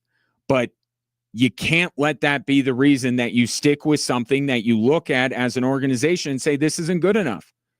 The Ravens for years have been looking at this and saying, this isn't good enough. And to keep running it back, it makes no sense. And you're just further behind. I don't know who they're going to hire. And I can't sit here and say that unequivocally the guy they hire is going to be more successful than John Harbaugh. All we can debate right now is whether this is the right step to take, the right chance to take for the Baltimore Ravens, and I think that it is. I would go at another round with Lamar Jackson and with a different head coach and see where that gets you. And yes, now John Harbaugh probably becomes the most attractive free agent coach that is out there. And maybe John Harbaugh goes to New York or Arizona or Vegas and is extremely successful. And that will be part of the equation when we look back and discuss whether the Ravens made the right call. But you can't be worried that John Harbaugh will be successful somewhere else if he's not as successful as you need him to be right now. Now, to story number 3. Vance Joseph has been granted interviews or been requested for interviews for a number of teams, Raiders, Cardinals, Giants, Titans, and I fully expect Vance Joseph to get a call from the Baltimore Ravens as well. Is this real? And you can look at the Philadelphia Eagles. Is there a chance that the Broncos could be dealing with what the Eagles have been dealing with, which is we are successful. Everybody wants our coaches. We got to replace our coaches, which is not an easy thing to do. I look at this and what Vance Joseph has done. Let me just start there. This is the guy that had 70 hung on his defense not that long ago. He was ready to get run. First of all, he came back to a place where he left, I don't want to say in disgrace, but people were packing his car for him to get out of Denver when he was a head coach. For him to come back and take this job and then to shortly thereafter get 70 put on him. For him to stick with it, to continue to coach this defense up. He has a hand in Nick Bonito becoming what he has, and Jonathan Cooper. And how about Zach Allen and what he has been under Vance Joseph? Vance Joseph, when we talk about the reasons for the Broncos' success, yes, Sean Payton will get the lion's share of the credit, and he'll even get credit for some of the things that Vance Joseph did. You know why? Because Sean Payton chose to have Vance Joseph as the defensive coordinator. He gets a little bit of residual credit. But Vance Joseph is absolutely a huge part of why the Denver Broncos are the number 1 seed. And I think that he has probably learned some lessons from when he was a head coach, and he looked to be completely in over his head here. So he is a worthwhile candidate to at least see. And that's what I would need to hear if I'm an NFL team. What did you learn from that experience with Denver? If we're going to go the retread route, we need to know that you learned some lessons. and how you're going to be better this time around.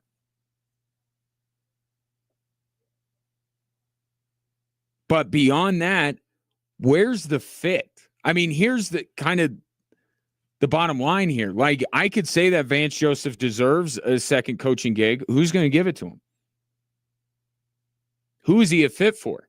Put on your hat of each one of these teams. The Raiders. I thought that would be the most logical institutional knowledge of this division, of Andy Reid's offense, of Sean Payton's offense, of Jim Harbaugh's offense. I could see that. But Cardinals, whether it's Kyler Murray or they draft a quarterback, they need an offensive guy. The Giants have Jackson Dart. They need an offensive guy. Titans have Cam Ward. They need an offensive guy. The musical chairs will go and the music will stop and somebody will not be able to get an offensive-minded head coach. But that's where all of these teams are looking. Right? And even the Raiders, you could argue.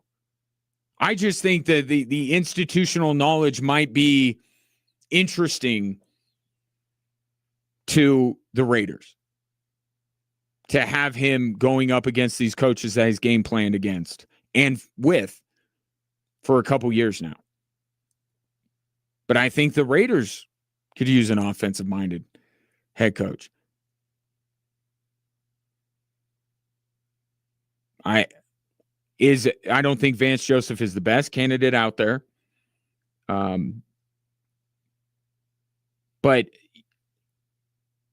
this Baltimore job coming open is interesting. I don't know that the Ravens are one to take a chance, but again, if we're talking about what's the biggest issue with the Ravens, their defense. I actually think that I'm not saying that the Ravens would make Vance Joseph their top candidate, but I think he'd be a more desirable and better candidate for the Ravens than maybe some of these teams that he's interviewing with that either have young quarterbacks or will have young quarterbacks. And you see with Sean Payton and Bo Nix how that's worked. Right? It's a tough racket for defensive coaches. Right? Because they don't work with quarterbacks. But Vance Joseph should absolutely be interviewed by these teams. I'd be curious to hear what Vance Joseph has learned from the last time he was a head coach. And I do think when it comes to Vegas and Baltimore, they are teams that should see some value in talking to Vance Joseph. So we'll see where this goes. But Vance Joseph getting interviews with the Raiders, Cardinals, Giants, and Titans. Haven't seen a lot on Davis Webb. I don't think that's a coincidence.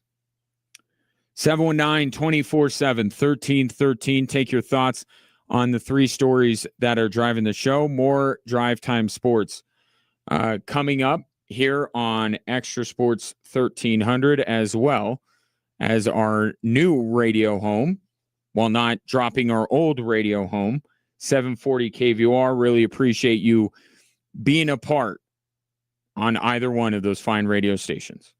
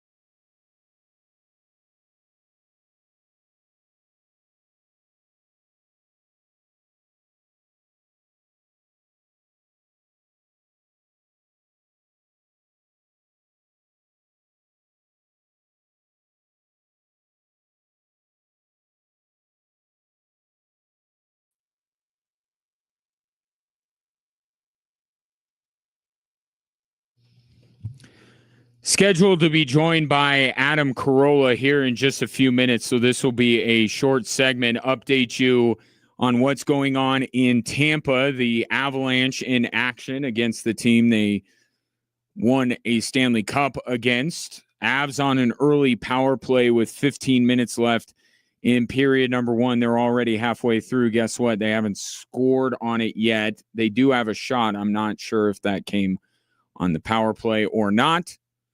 Yeah, the power play is still a thing. There are a couple games here and there where it's like, oh, do they have it? And then it's no. And now we're getting to the point here that I said we were going to get to. And I got there a little bit faster than some of the Avs players as Brent Burns puts a shot on Vasilevsky and it's saved. 33 seconds left in the power play. Nathan McKinnon and some other players have started to voice their concerns over the fact that the power play is not producing. And I said there's a certain point where you can do all the right things and say, we're doing this, we're checking all these boxes. The result is what matters at some point. And now you're hearing Jared Bednar and Nathan McKinnon and some other Avs start to say, the process is great and all, we need the result. And it hasn't been happening consistently as Vasilevsky makes another save, 18 seconds left in the power play. No score between the Avs and Lightning. If there's any more of that game worth bringing you, we'll get it to you right after the Frank Serratori show, which is coming up at 6 on Extra Sports 1300. And then on 740 KVOR, don't forget it's Air Force men's basketball hosting Utah State. Coverage will begin at 6:30. So busy night on these two fine radio stations as I'm watching the Avs here trying to, I don't want to do play-by-play because that's not allowed. I mean, good puck movement from the Avs right now at the very least. Penalty is over and a shot in on Vasilevsky who makes the save. So one power play down, no goals, still early in period number one. Brett brings up, actually, I'm going to save your text, Brett, because I want to give it some more time with Adam Carolla coming up. This from the 571. What about a defensive head coach with a special offensive coordinator? Washington did that last year, had a special season, and now they're probably moving on from Cliff Kingsbury. I think that could be good, but you got who? If you're going to hire a defensive head coach like a Vance Joseph, my very next question is going to be who's going to be your OC, and maybe there's that. There's the Arizona connection with the two of them. Could Vance Joseph be telling these teams, hey, I'm going to dial up Cliff and bring him in to be my offensive coordinator, whether it's, and he hasn't received an invitation yet to interview with Baltimore. But when it comes to Vegas, Arizona, I don't think is going down that road, and some of these other teams. So you bring up a great point, but it just goes back to who is calling your offense. That is what is arguably the most important thing. So if you're going to defensive head coach for one reason or another, doesn't mean you can't have success, to the texter's point. But I got to know who you're bringing in to call plays. And if I'm in a position to draft a quarterback, Arizona, Raiders, or if I have a young quarterback, Tennessee, I got to know who's going to be working with the face of my franchise or the future face of my franchise. 719-247-1313. Adam Carolla scheduled to join me next. He'll be in Colorado Springs this weekend.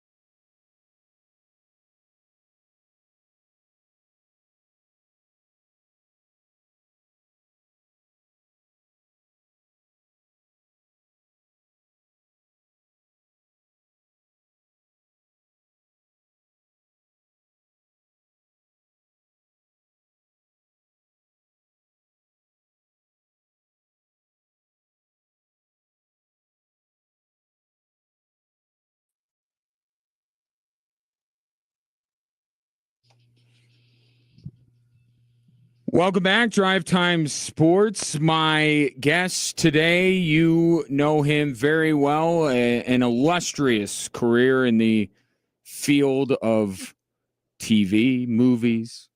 Now the host of a long-running, very popular show, aptly called the Adam Carolla Show. And once in a while, he'll make his way out to our fair city to perform at Looney's Comedy Corner this Friday and Saturday, January 9th and 10th. It is my pleasure to welcome onto the program Adam Carolla. Adam, great to have you. How have you been? I'm well. Thanks for having me. Yeah, my pleasure. So, fan of the podcast. Obviously, you've done a great job with that, but you dabble in a different world than sports. I'm curious how engaged you are with sports, given that you spend a lot of time dabbling in kind of the political commentary and the real world stuff, so to speak. I love sports. It was always my first love. I love football. Well, that was, my first love. And I was involved quite a bit. I was like all city high school football player, and I was a boxing coach later in life and that kind of stuff. So I've always been around sports my whole life and really attracted to it. And who are the teams that you are rooting for the most these days? Well, I'm an LA guy, and I was always a football guy. So I was always a Rams fan. I'm not as big a baseball fan as I am a football fan. I just don't appreciate the sport as much as I appreciate football. Although, this last World Series, I don't think you can get any better than that. Mm-hmm. But the Lakers, I'm a LA guy, so I was born and raised out here. So, I just sort of keep it simple. Just kind of root for the LA teams. There you go. Well, at least you're from there. Because as you know, there are a lot of people that are donning Dodger gear or Laker gear these days that may not have grown up with ties to the team. Your thoughts on the soon to come, I would think, retirement of LeBron and what he has been meant to you as a Laker fan. Well, LeBron's a great player, and so I like him on the court, but he's also sort of a race hustler too, so I don't really like him for that. So his politics, I don't like him at all for, but his playing, I certainly appreciate him for. Yeah, and do you think that has ultimately, the comparisons between him and Michael Jordan, do you think that it has hurt him in that comparison, that he's been so outspoken and obviously outspoken on one side of the aisle, so to speak? Do you think that has hurt him in these debates on whether he's actually greater than Michael Jordan was? Everything kind of bleeds into everything.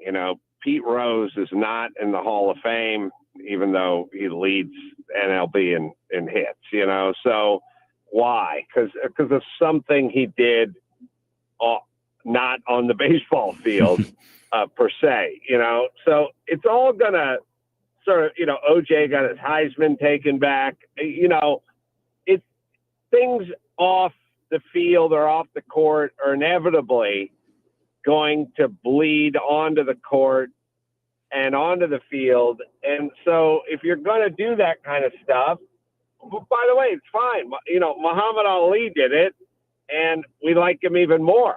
So, it's not a one-way street per se, but I just think if you're going to be an athlete and you're going to start wading into politics, then it is going to affect the way people think of you, and it could be good or it could be bad. But look, I would say the same with the late night show host. Adam Carolla, my guest. He'll be at Looney's Comedy Corner this Friday and Saturday right here in Colorado Springs. I'm curious, when you're on your show, how much does what you do on the show show up on stage and maybe vice versa? I am a touring stand-up headliner, and I have an act that's somewhere between an hour, maybe an hour and 10, 15 minutes, just kind of depending on what kind of mood I'm in. And I write jokes, and I work them, and I figure them out, and I hone them, and I get up there and I tell them. I don't do that much crowd work. I don't tell, stories from the old days. I just do stand up. And I think a lot of people are surprised sometimes. They might think I'm not a stand up and I'm doing something different. But over the years, I just decided if you're going to be a stand up, be a stand up. Write jokes, figure out angles and opinions and points of views, commit it to memory, figure it out, and then get up there and work it. And that's what I do when I come to your town. Why has there, because it just, and you would know better than I would, but just from my standpoint, there's so many more comics that I think are trying to do the crowd work. Like it feels like it's more pronounced now than it used to be. And do you think that there is a reason for that? I kind of maybe think, is it social media related that they're trying to get that? Well, it's a couple fold. One is when you're doing crowd work, you're not burning material, as they say. Mm. So you're not taking your stuff, putting it up there and burning it off because everyone's seen it. That you got to come up with something new. Comics get kind of protective about their material and burning it off, and it's really hard to gather up a new fresh hour after your last 1 hour special aired, and now we need a new hour. So they don't like throwing their stuff up on the internet and having everyone see it and burning it off that way. So that's one reason why they do the crowd work. They're not burning material. The other is, it's the internet. That's what people seem to be sharing. That's what people seem to be, it's in vogue. It's of the day, of the time. And that's what seems to be shareable and getting clicks. So they'll just go to whatever's shareable and getting clicks. Well, then why aren't you worried about that, Adam? You're burning the material and things like that. I don't know. I'm not as precious about stuff as I think a lot of comedians are.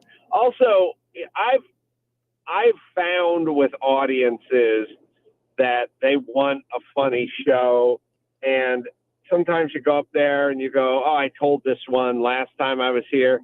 Well, that was a year and a half ago, and they were drunk.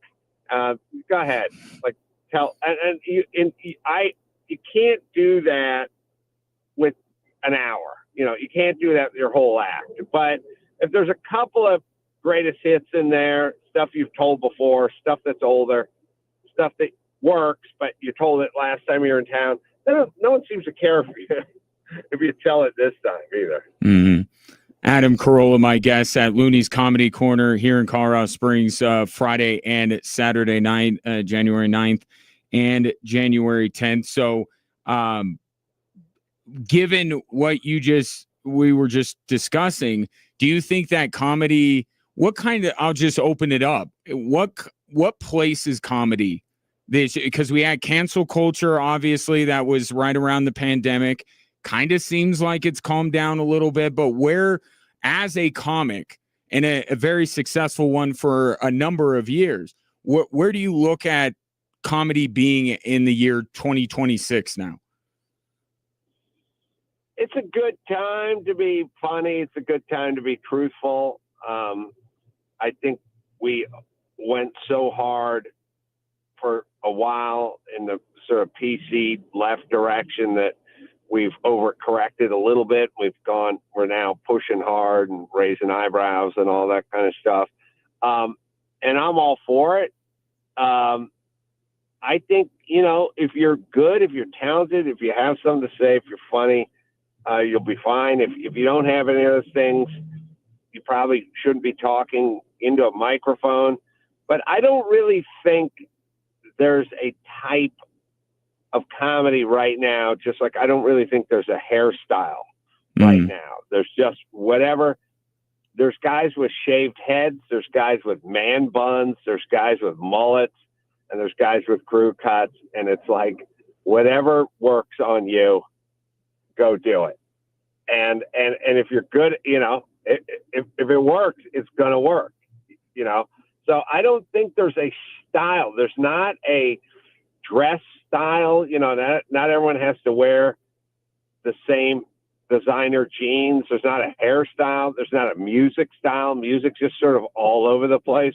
It's like there used to be 3 or 4 beers, Budweiser, Coors, Old Milwaukee. Now there's 500,000 beers, I mean, I'll try a beer I never heard of every other weekend. That's not something that would have happened in the past. Well, that's where that rules. Yeah, that's you're coming to the right place. If you want a variety of beers, I think we have every one of the beers here in Colorado Springs.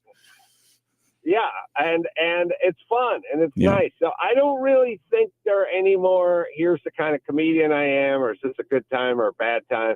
It's a good time to be funny, and it's a good time to be a good beer. There you go. Good time to be a Rams fan. What are you thinking about them in the playoffs?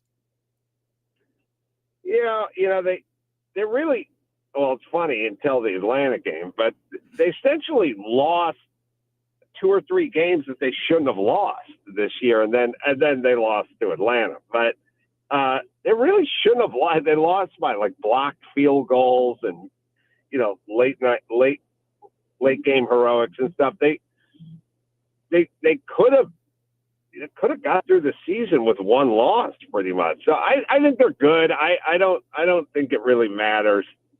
I mean, Seattle looks really tough, and the Rams could have beat them last time they played, and they'll play them tough and that kind of stuff. But Seattle looks tough.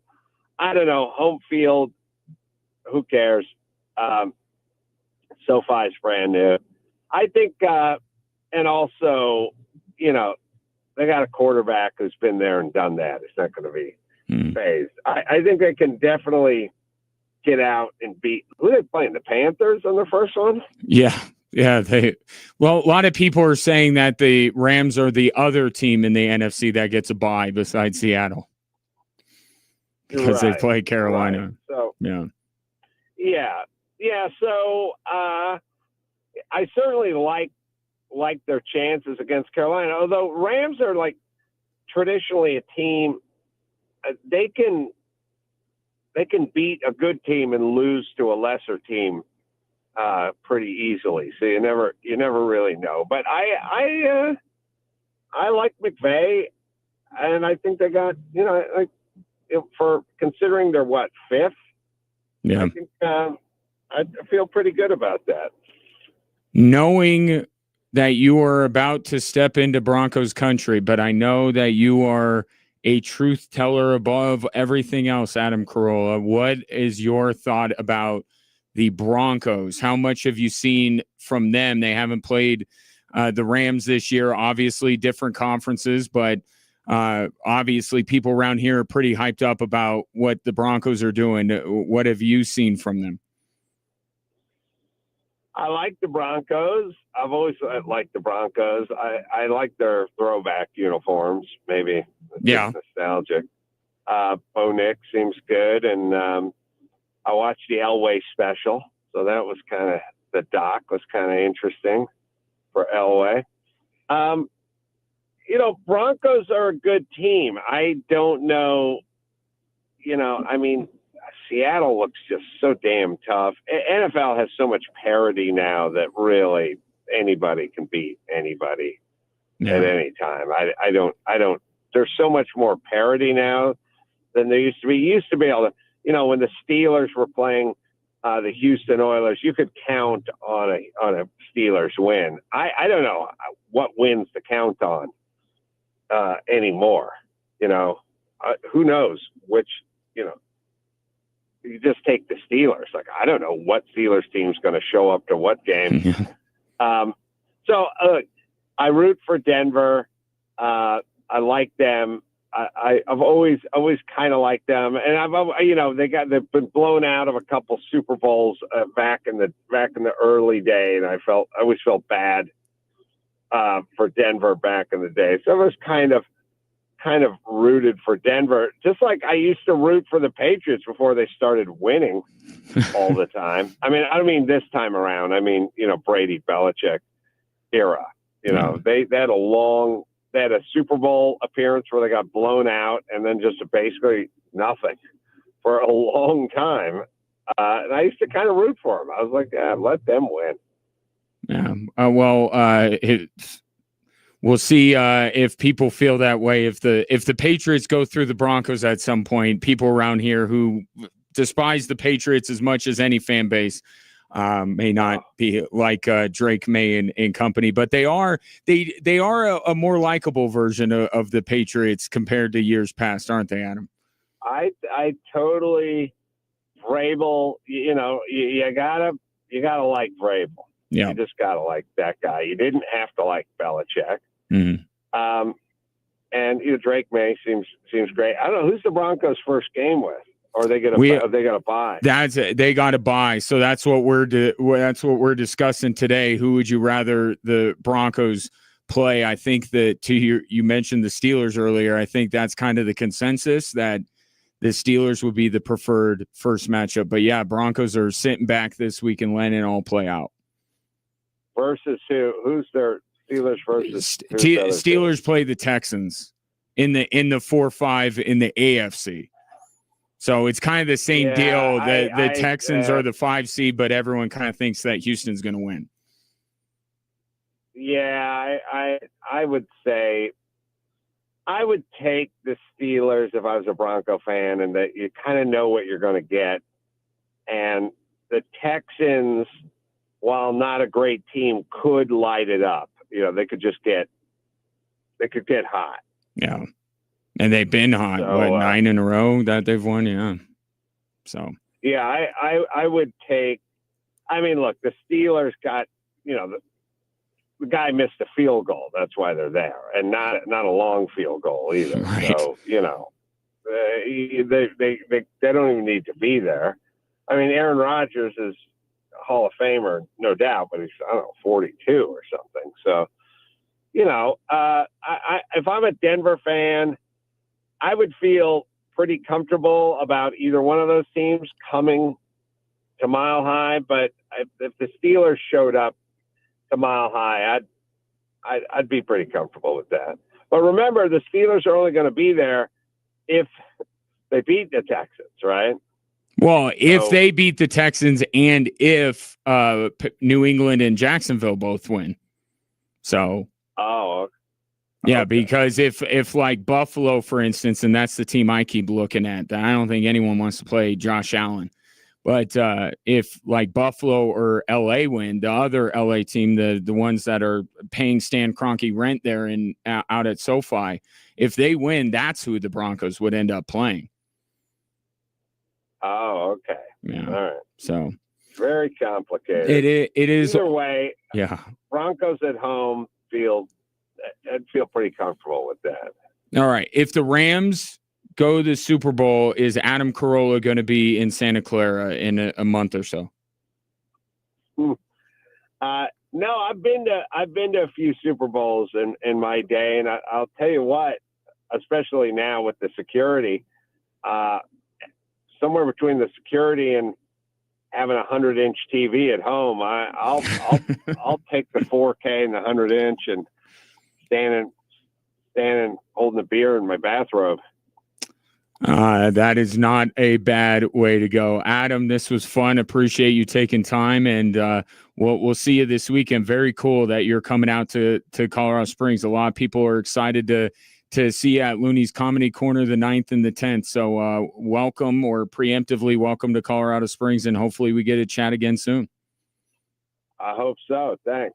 Yeah, you bet. That is the incomparable, the legendary Adam Carolla, my guest here on Drive Time Sports. Again, he'll be at Looney's Comedy Corner this Friday and Saturday, the 9th and the 10th. The address, do we do addresses anymore? Or do we just punch in your GPS? And you should know Looney's, it's right there on Academy anyway. You could go to LooneysCC.com, LOONEESCC.com, or just Google it. Like there are like older ways that we would like promote things, and it's like, now you just type in Looney's Comedy Corner and you find it. But that's where he'll be at the 9th and the 10th. I believe both shows are at 7:00. I know certainly the Saturday one is, but check it out. Looney's Comedy Corner. Big get for the folks at Looney's. Good job by them. Looking forward to it. And that was great. I don't get that long with a lot of guests, especially somebody of Adam Carolla's stature. One of the most popular podcasts in America that he hosts, the Adam Carolla Show. So that's how we're going to wrap it up today. I am out of time. Again, the Frank Serratori Show is coming up at the top of the hour on Extra Sports 1300. A little bit of Mark Levin on KVOR, and then it will be Air Force men's basketball taking on Utah State. I appreciate your patronage, and I will talk to you tomorrow here on both Extra Sports 1300 and 740 KVOR.